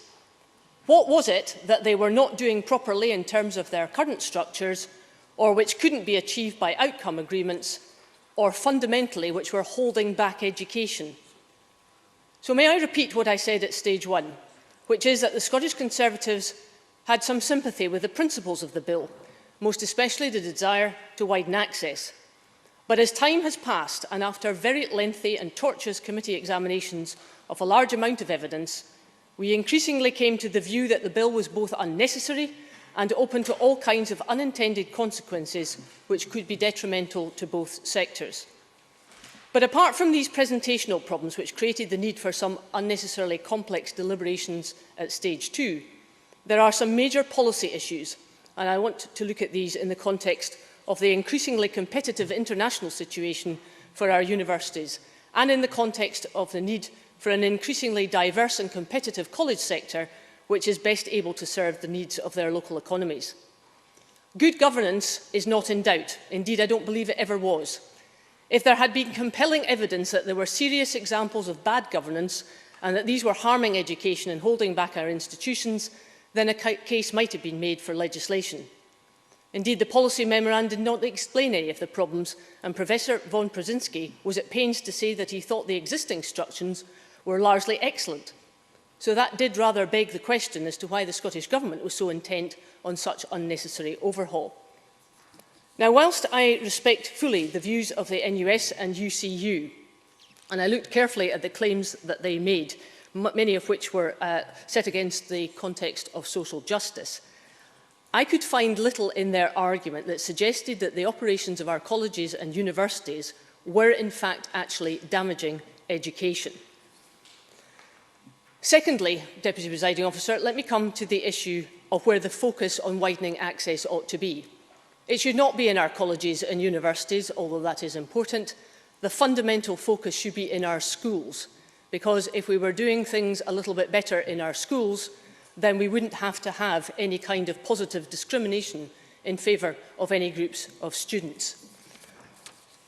May I also come to the issue about the autonomy within the sector. If you look around the world, it doesn't really matter where you look, and you look at the tables for OECD, the World Bank, the Shanghai tables, they make it very plain indeed that success is greatest in the nations where governments are less rather than more involved.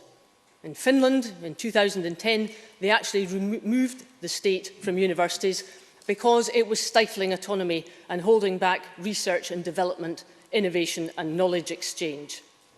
So in summing up, Deputy Presiding Officer, and I will return to this at the end of the debate, I cannot see the compelling evidence that makes this bill necessary. And I would ask the Government to come back yet again to explain why we should have to go through this very radical reform when that compelling evidence is not visible. Thank you very much. Before I move to the open debate, I have to inform the Chamber that as there are members who wish to take part in this debate, I now wish to invite the Minister under Rule 11.2 on behalf of the Parliamentary Bureau to move a motion to move decision time tonight to 6:25 p.m. Formally moved. Thank you, Minister. Does any member object to that? I now put the question to the Chamber that decision time be at 6:25 p.m. Are we agreed? Parliament is agreed.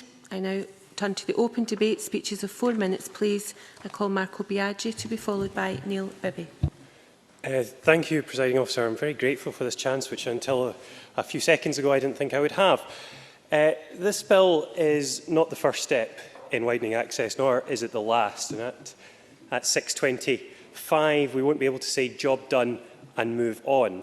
The price of widening access is an eternal vigilance against the social and economic inequalities that, for as long as they exist, will try to pull young people and their life paths in different directions.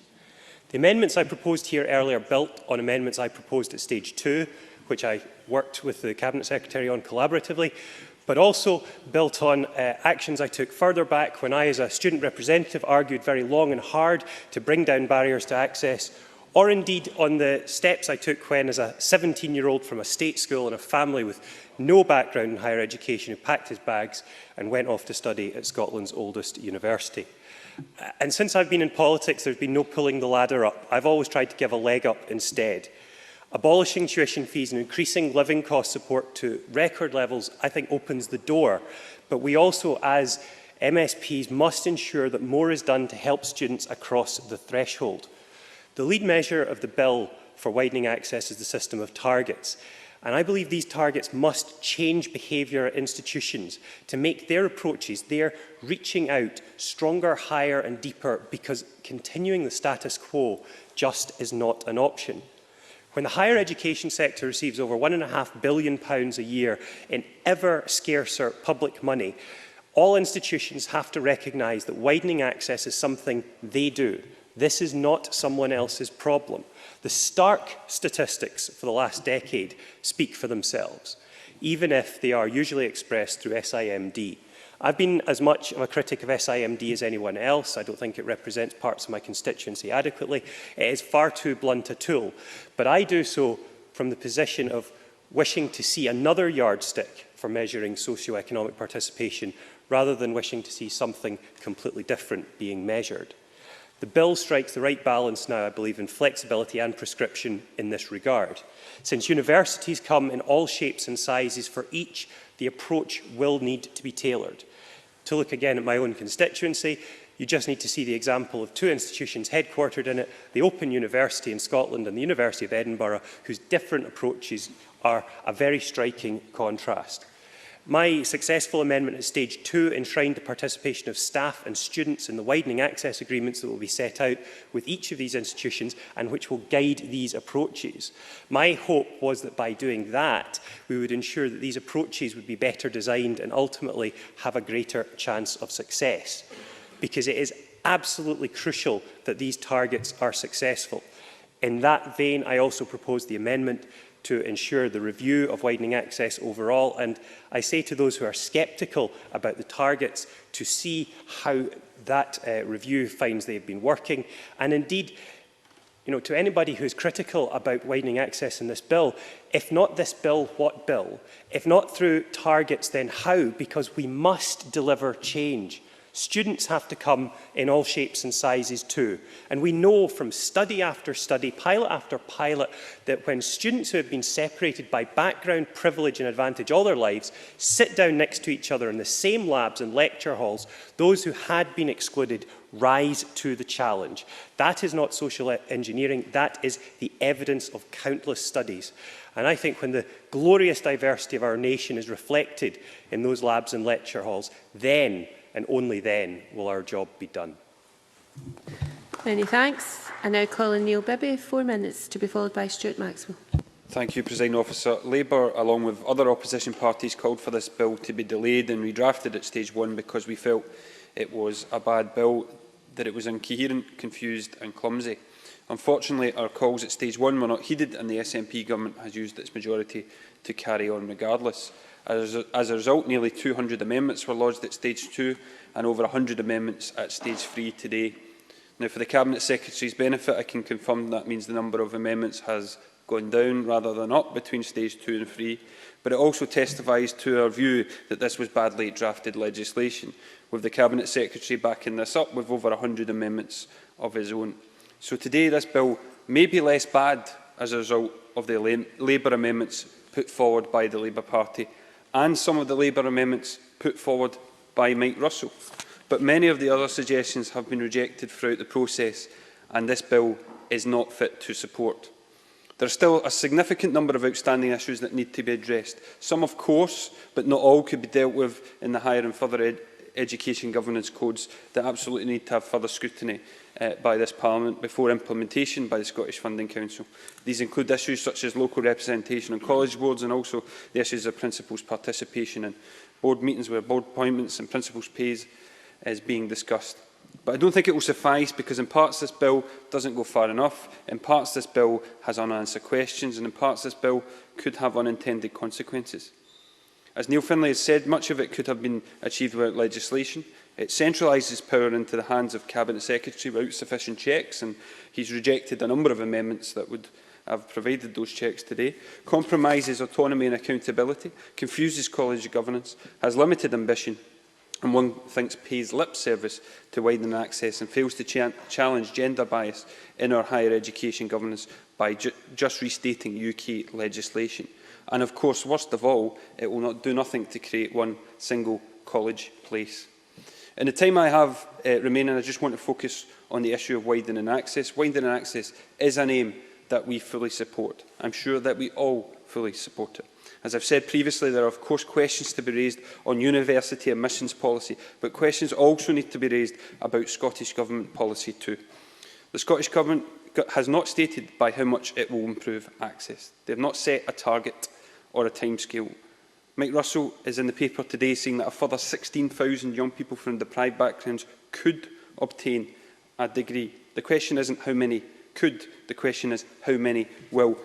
You can't tell us, Cabinet Secretary, because it's all to be negotiated with the institutions. Yeah. Cabinet Secretary. The estimate is 16,000. Perhaps the member could explain to me how many will benefit if the bill didn't go through, because you are not going to support the bill. So how many will you achieve?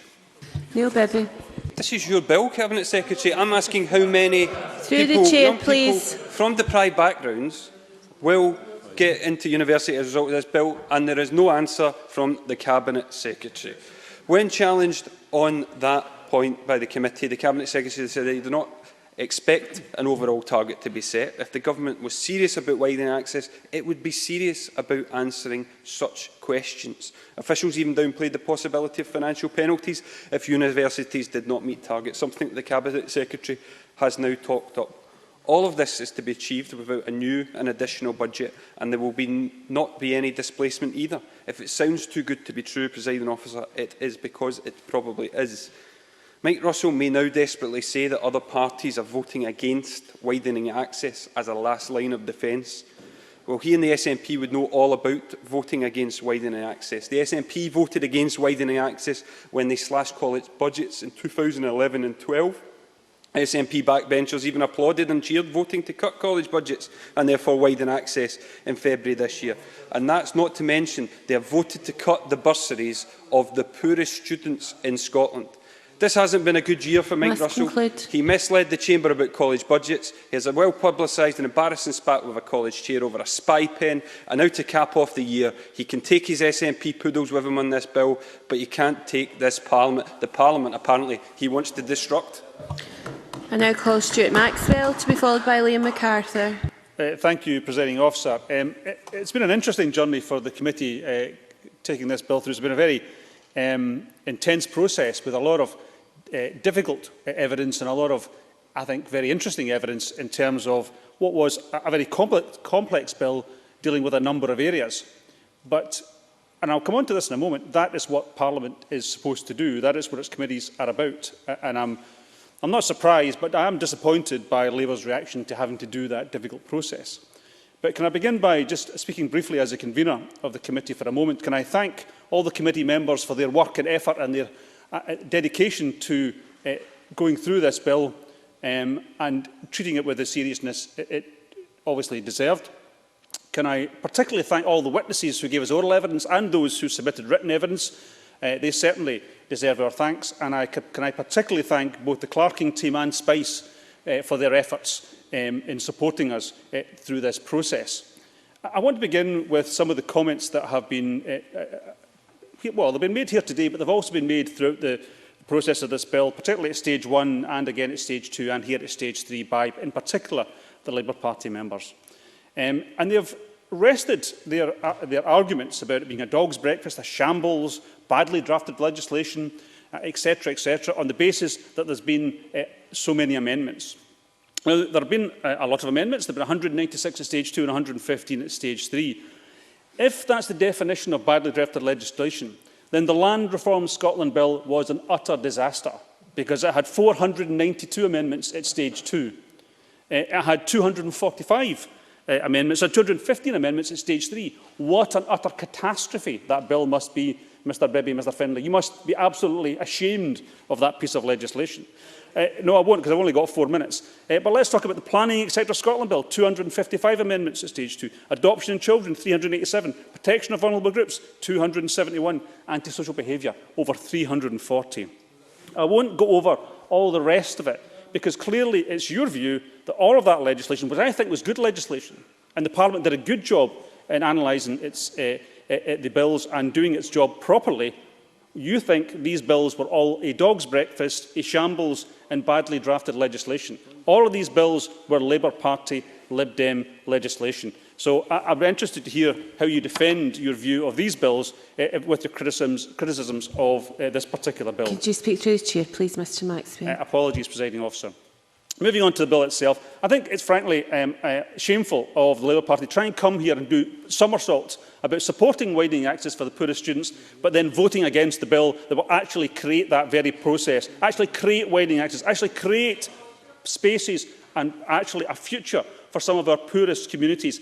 And I think that's absolutely shameful that you try and pretend that you're in favour of widening access, but then will vote against the very processes which will achieve that widening access. We already have tuition fees scrapped in this country. That's at one part of the jigsaw. But the other parts of the jigsaw do include the student support that Marco Biaggi mentioned earlier, and now include parts of this bill which will widen access for many, many students. So I'm very happy to be supporting these proposals today. I'm also very pleased that we're introducing the tuition fee cap, although it wasn't supported by some people within the university sector. I am delighted that we put that in place. I'm also delighted by the additional places that have been announced by the Cabinet Secretary over the last few months. I have to say, although there's been a lot of debate and discussion and disagreement about the governance issue, I know Liz Smith in particular raised this matter, I think because there's not fundamental flaws in the system just now does not mean that it cannot be improved. And I think that is what we're doing here. We're improving the system. We're moving forward to a better level of governance. And I think that's very much to be welcomed. Presiding Officer, the final thing I'd say is I'm delighted that finally we're bringing the sector together under collective pay bargaining. That's the right thing to do. It's been far too long that it hasn't been in place. And yet again, the Labour Party will be voting against it tonight. Thank you very much. Liam MacArthur. Thank you, Deputy Presiding Officer. Like the convener, can I start by thanking all those who gave evidence to the committee, to our clerks and Spice and to committee colleagues for their generally good-natured forbearance through what was, as the conveners already conceded, a difficult process. As will have been evident from my comments earlier on this afternoon, I remain unconvinced about the necessity of this bill. By working constructively through stage 2 and 3, however, we have managed to make improvements in various areas and limited potential damage in others. But once the Scottish Government had railroaded through the bill at stage 1, securing the support, let's not forget, of no other party in this Parliament save the SNP, the die was cast. Even an avalanche of amendments, including 115 at stage 3, has been insufficient. That does not mean, however, despite what we have heard from the Minister and some of his colleagues, that a vote against this bill constitutes disagreement on the broad policy objectives. It does not. I firmly believe that widening access to our universities is essential to ensuring everyone has an opportunity to fulfil their potential. Likewise, improving the governance and accountability of our colleges and universities is something on which consensus does reign. And delivering high-quality further and higher education to students of all ages in all parts of the country and indeed beyond is an ambition shared across the Chamber. Just because, as Stuart Maxwell said, we can point to excellence in our colleges and universities now does not mean that improvements are not needed or indeed possible. So in the policy objectives, I believe we are agreed. Where we are not agreed is the means of achieving them. As I said at stage 1, as a Parliament, we should seek to legislate only where necessary, where alternatives to legislation do not exist or would not deliver the outcomes we seek to achieve. All too often, we seem happier passing laws than checking subsequently if they are doing what was intended of them. Not surprising, perhaps, as it is always comforting to point to a new piece of statute when asked what, as politicians, we have done to address a particular problem. In using its majority against the wishes of every other party in this chamber to push through this bill at stage 1, the SNP ensured there would be legislation. But the case for this approach remains unconvincing. It does seem to be more of a comfort blanket for ministers than anything else. College regionalisation is already well underway, for example, accelerating a process that has been ongoing for years. Indeed, the Education Committee yesterday approved the closure and transfer of another half-dozen colleges at its meeting.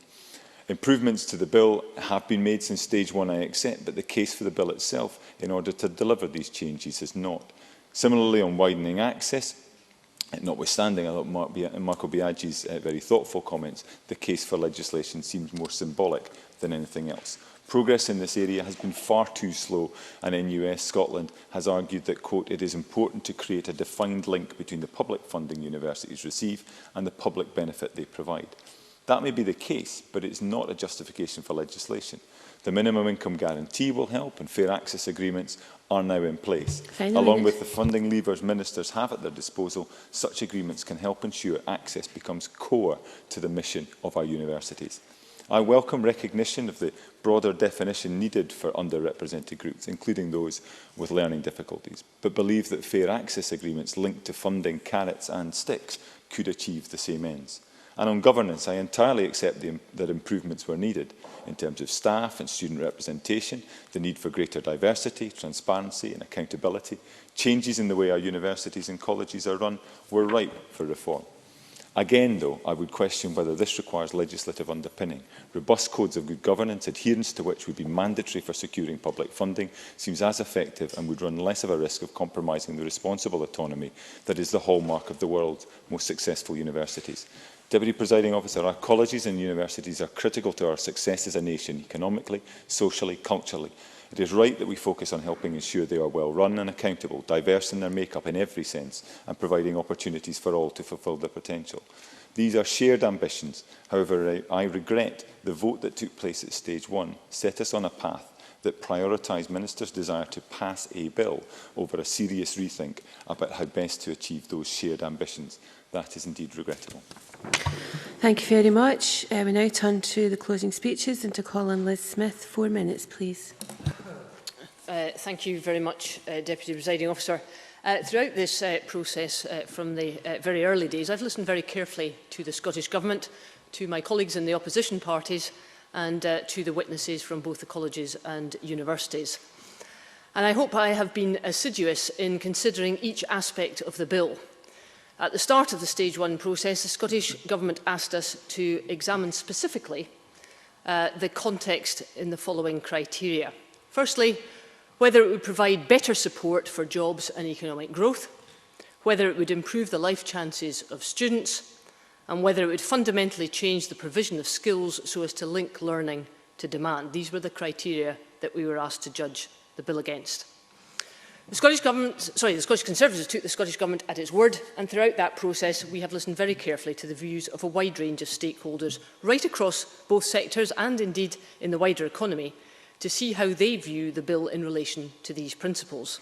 And as the convener of the committee, and I commend him for what has been a tortuous process, I think you've been a very good and fair convener over the passage of this bill, there has been no particular objection to many of the general policy objectives, but there has indeed been a great deal of concern about the detail, and I share the concern of both the Labour Party and the Liberal Party as to whether legislation was in fact required, particularly when it came to various aspects of widening access and governance. I think the oath is very clear that we all want to see the same ambitions, but I have never been persuaded, and neither has the party at large, that the evidence points to why legislation was so essential.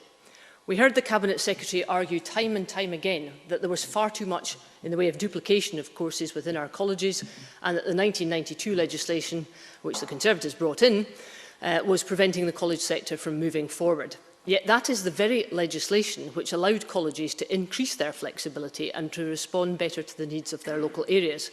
And I find it very difficult indeed to find the evidence as to why the Cabinet Secretary thinks that the 1992 legislation has been so detrimental. Indeed, it is often thrown up by many of the colleges of something that has given them that extra autonomy and flexibility.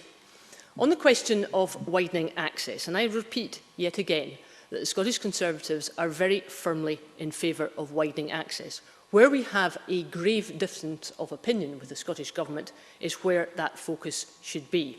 For us, we believe it should be very much in schools. Indeed, I noticed 2 weeks ago that Ferdinand von Prudzinski said we should be starting in nursery schools when it comes to widening access, and I entirely agree with that scenario. We wouldn't be in this situation if we were able to ensure that everybody in schools had a much fairer choice in terms of success. Raising aspirations, particularly in schools where there has not been a tradition of going to college or university, I think is crucial, and that is where the policy focus should be. It is in many respects far too late by the time we come to tertiary education.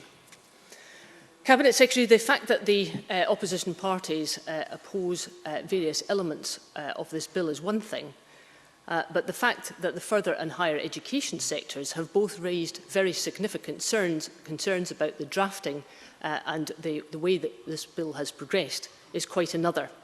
And indeed, it has been the points that have been put to us by the colleges and universities which have formed our opinion. May I finish my remarks on saying that I believe that this has been a very difficult process. I hope we cannot be accused of taking it lightly. I hope we've been very serious indeed about looking about the aims of the bill. But as far as I can see, there is no compelling evidence about why the bill was necessary, and on that basis, the Scottish Conservatives at decision time will not be supporting it. Thank you. Now calling Hugh Henry, maximum 6 minutes. Thank you, Presiding Officer. I don't think there can be any doubt that the issue of universities and colleges and their well-being is of significance to not just this Parliament, but to everyone in Scotland. The better our colleges and universities operate and deliver, the better it is for Scotland as a whole. And it's unfortunate, actually, that in a bill of such significance, we've reached the situation that we have. In a sense, it's a wasted opportunity for this Parliament to come together to actually deliver something that would make a lasting and significant difference to our colleges and universities. Now, the Cabinet Secretary said it was this government's intention to listen. I actually don't see any evidence of that, unless he meant to listen to himself and to his own party. But there was certainly no evidence of listening to anything which any of the opposition parties put forward in the Education Committee. And it is unusual for a bill which, as I've said, is of such significance, for that to get to stage 3 in this Parliament and not have the support of parties across the chamber. And I hope that the Cabinet Secretary will reflect on that and ask why. Now, he said that there was no reason to oppose this bill for political reasons. He's absolutely right in that. I agree with him. And the reason that Scottish Labour is opposing this bill is not for political reasons. It's because the bill was badly conceived, it was badly constructed, it was badly designed, and it has been badly delivered in the process. And as I said, this has been a wasted opportunity. And there's a whole range of things where we would think that opportunity has been wasted. The points that Jenny Mara so eloquently put forward about gender equality were well made.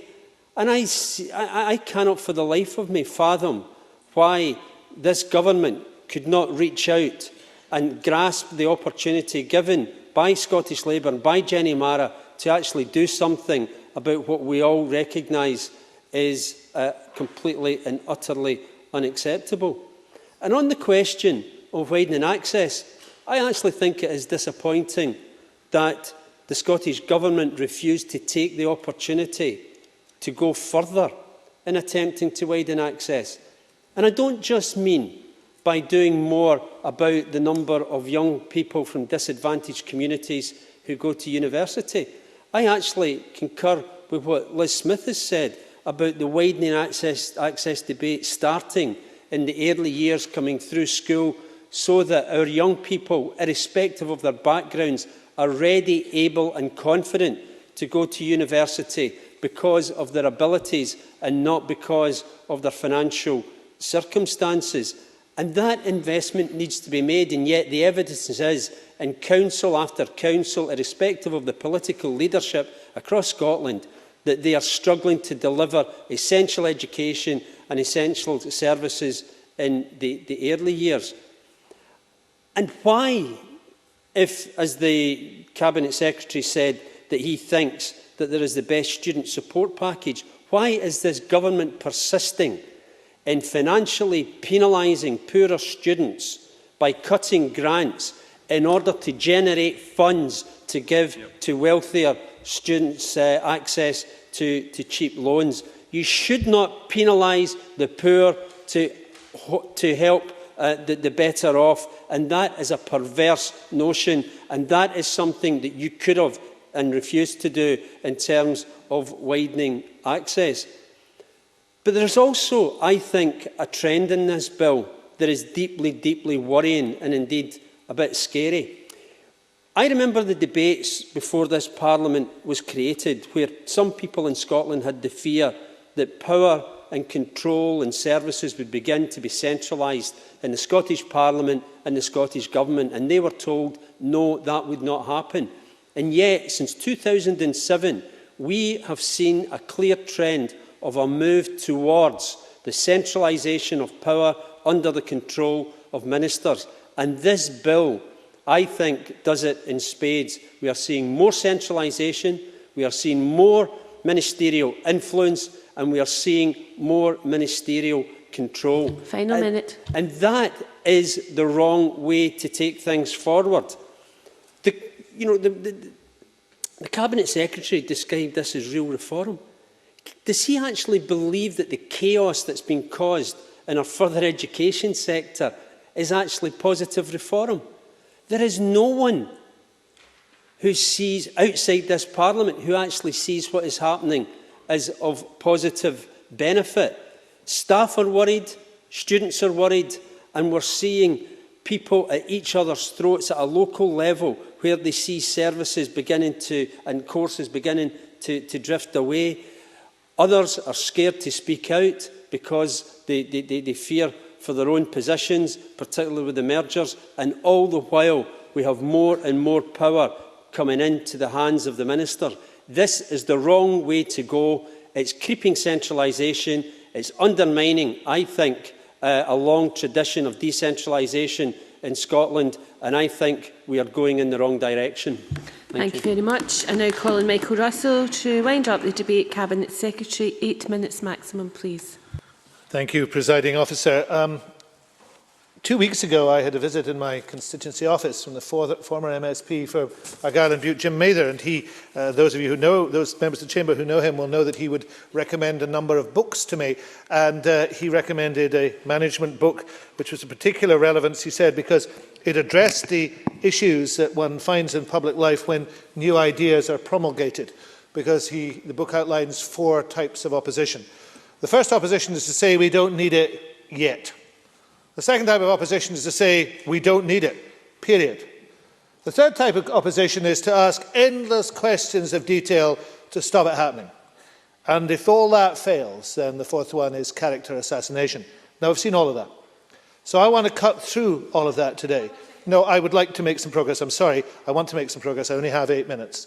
It is essential that we recognise what this bill achieves, and then we address the consequences for those parties who will not support these things which are being established today. This bill will deliver stronger widening access provisions, establishing widening access at the heart of what the Scottish Funding Council and institutions do. This bill will widen access.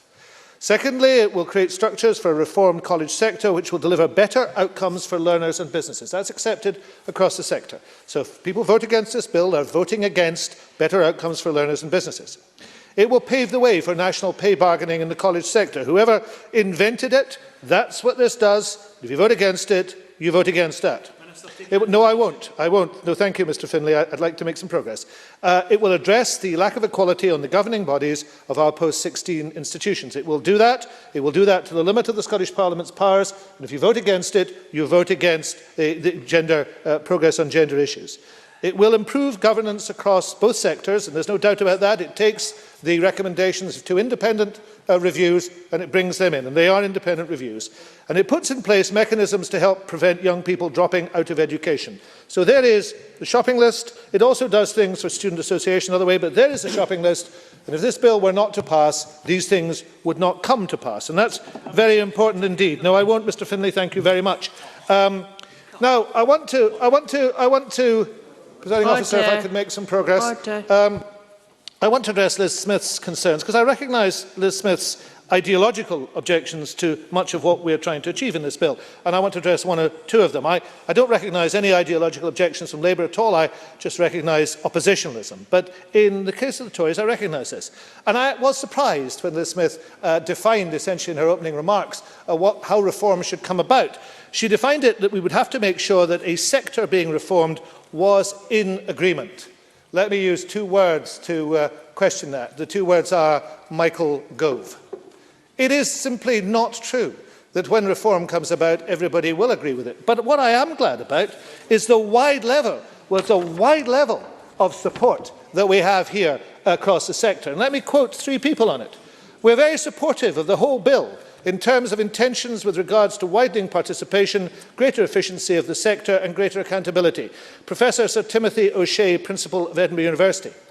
Colleges support the principle of reform, and there is much in this bill to be welcomed. John Henderson, Chief Executive of Colleges Scotland. And Robin Parker of the NUS says, this legislation must happen. I'm going to come back to it. This legislation must happen.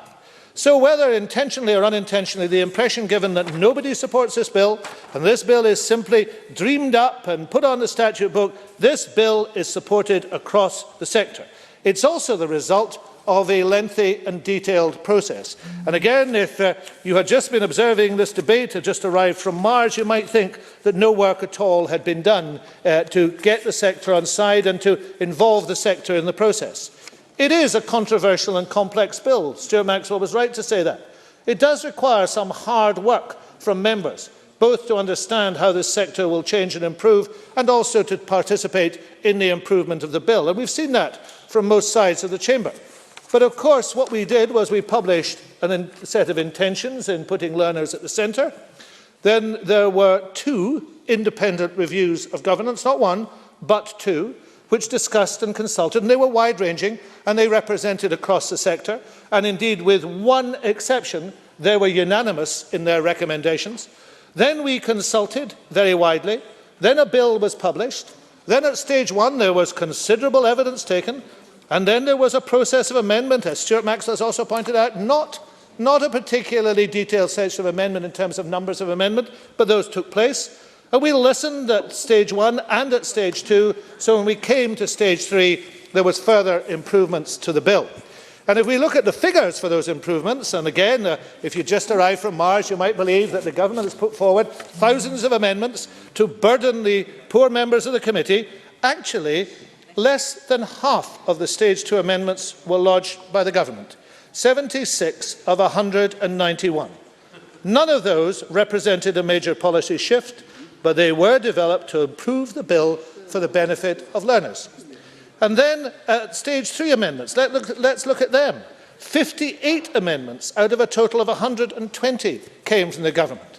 Again, those were amendments that were listening to the sector. And indeed, 17 of those amendments progressed as a result of Labour making points in the committee with which I agreed. And indeed, I would be very happy to accept improved amendments from Labour had they come forward. They didn't come forward. If we look at national pay bargaining, the same amendments that couldn't have effect, the same amendments that wouldn't have achieved the effect, were simply slapped down again without discussion. That's not the hard work we need to improve a bill. But fortunately, the sector has behaved differently. Fortunately, the sector has worked closely with the government and with some members of the committee, because Mr MacArthur, for example, worked on the UHI amendments along with the Highlands and Islands MSPs to do something that was important.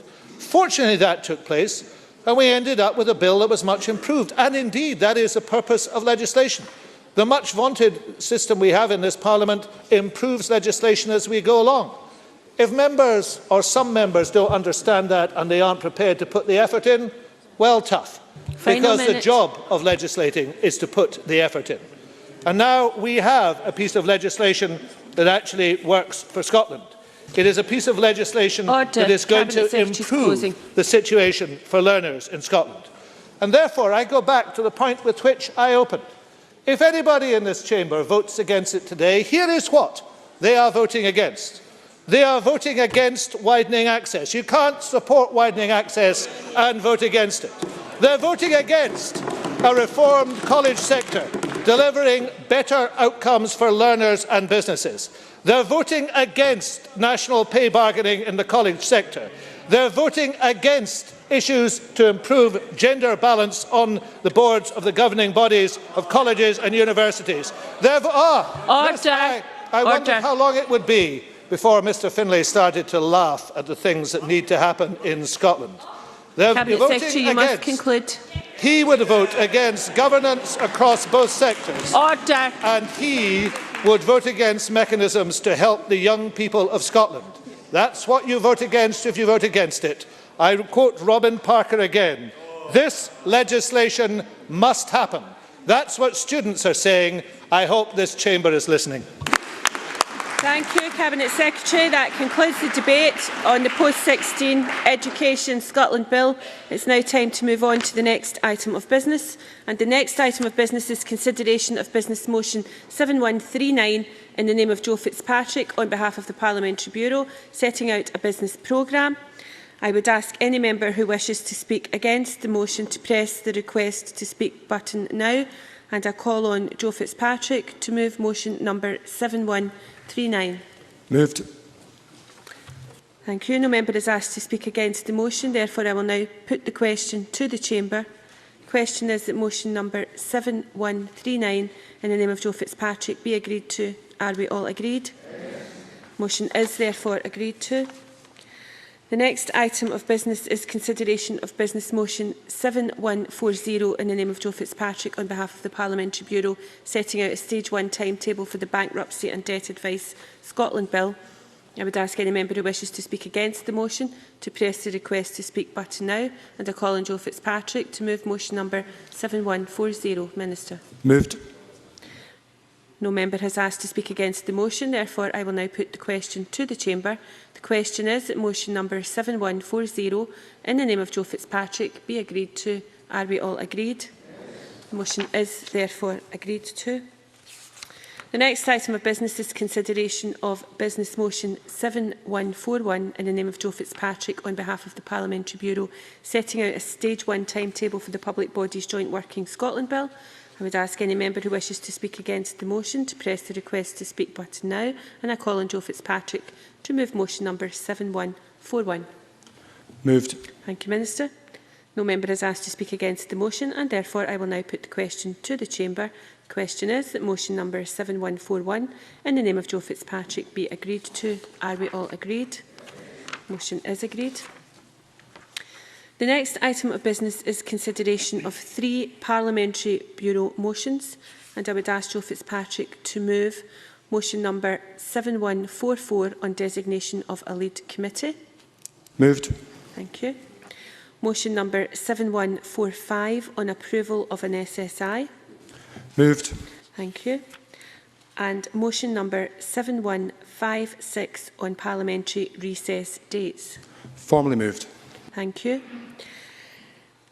I would ask any member who wishes to speak against that motion to press the request to speak button now. And I call on Paul Martin, up to 3 minutes, please.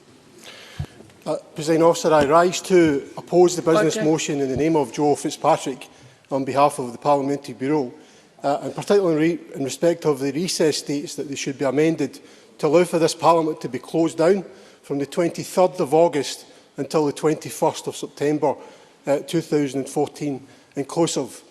The Government advises that they are concerned that during this 28-day period in the run-up to the referendum, that they could be accused of abusing their position in government. The Presiding Officer, I've never known the Government to be so sensitive. Is this the Government that have used their position in power to expend large sums of public money on legal cases to prevent information being disclosed to the Government? Is this the Government who have abused their majority in committees to prevent proper scrutiny of a Government? And yes, Presiding Officer, there are many examples that could be amplified very clearly in this chamber. They have been very clear from the outset that this Parliament, and we've been more than clear, that this Parliament should remain open for business as usual. And as a possible compromise, we considered the possibility of the final week of the referendum as being an area for negotiation. This was discounted by the Government from the very outset of the discussions. Now, can I set out the excuse from the Government is that the way the referendum bill has been drafted, it would make it very difficult for the Parliament to operate during that period. Now, this is a point that has been made on a number of occasions via the Government's business manager. Now, I can understand the concerns that have been raised by the Government, Presiding Officer, and I consider myself a fair-minded kind of individual. And in the spirit, and indeed in the spirit of being constructive, I have sought to find a solution to the challenges that the Government face. And indeed, I have received written advice from the parliamentary clerks who advise us that it would be perfectly possible for amendments to be brought forward to the referendum bill that would allow the Parliament to continue meeting up until and beyond the referendum date.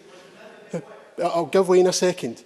The Presiding Officer, even at this late stage, I call on the Government to allow us to suspend the decision that has been brought forward today and allow for the Government to bring forward amendments to the referendum bill. I'll give way to Very briefly. I'm grateful. One concern is ensuring that Parliament can meet. Another is that ministers are able to participate in sessions of Parliament when the subject will be relevant to the referendum. And another, that opposition members can hold ministers to account during Purdah for statements that they've made before Purdah.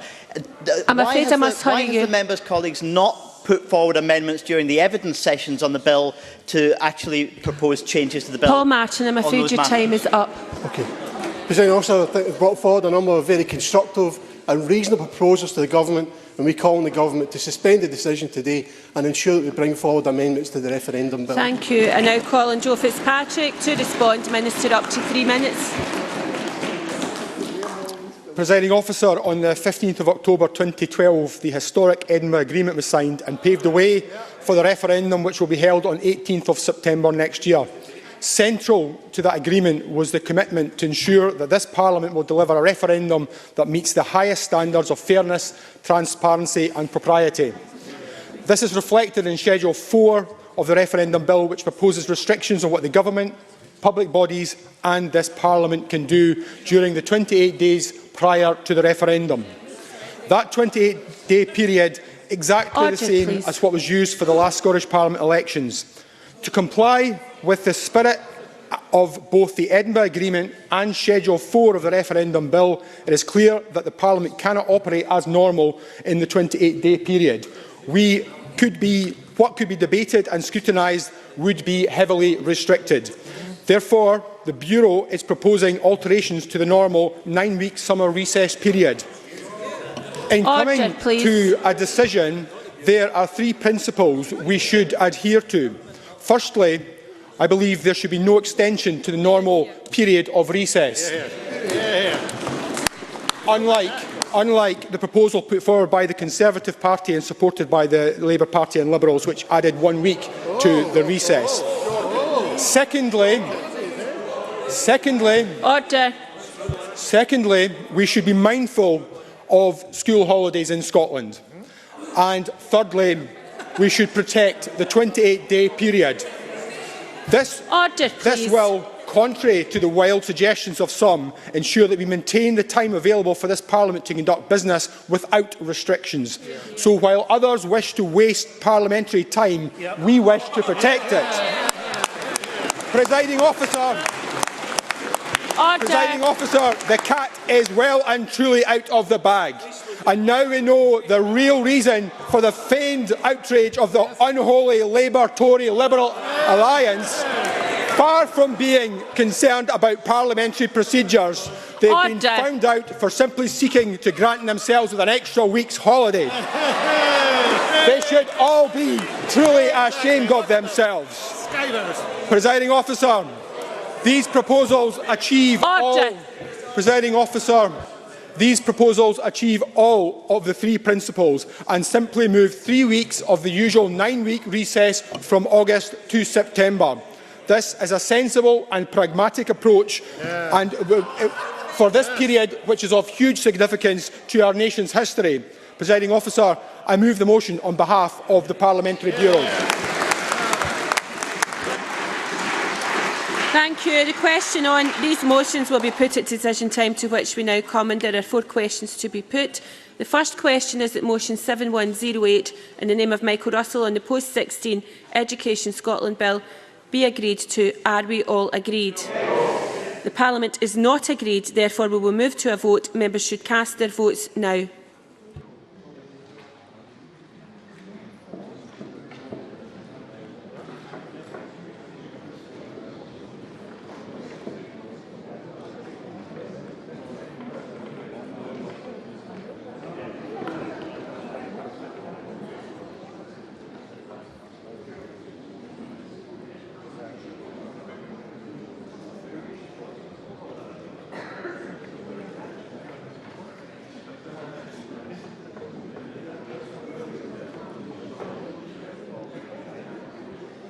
Order. The result of the vote on motion number 7108 in the name of Michael Russell: yes 65, no 51. There were no abstentions. The motion is therefore agreed, which means the post-16 Education Scotland Bill is passed.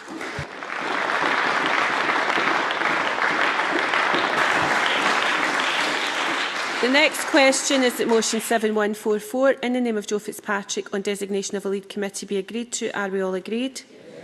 Motion is therefore agreed to. The next question is that motion 7145 in the name of Joe Fitzpatrick on approval of an SSI be agreed to. Are we all agreed? Yes. The motion is therefore agreed to.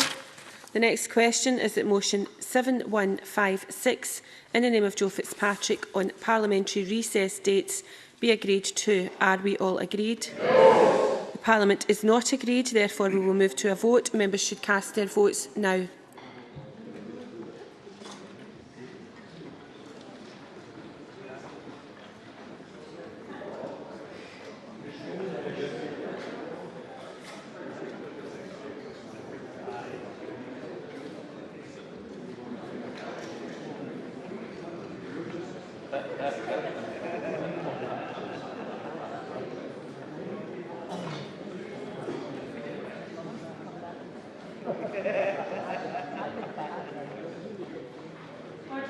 Of the vote on motion number 7156 in the name of Joe Fitzpatrick is yes 65, no 51.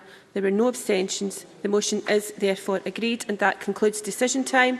Would members please leave the chamber quietly as we are moving on to members' business?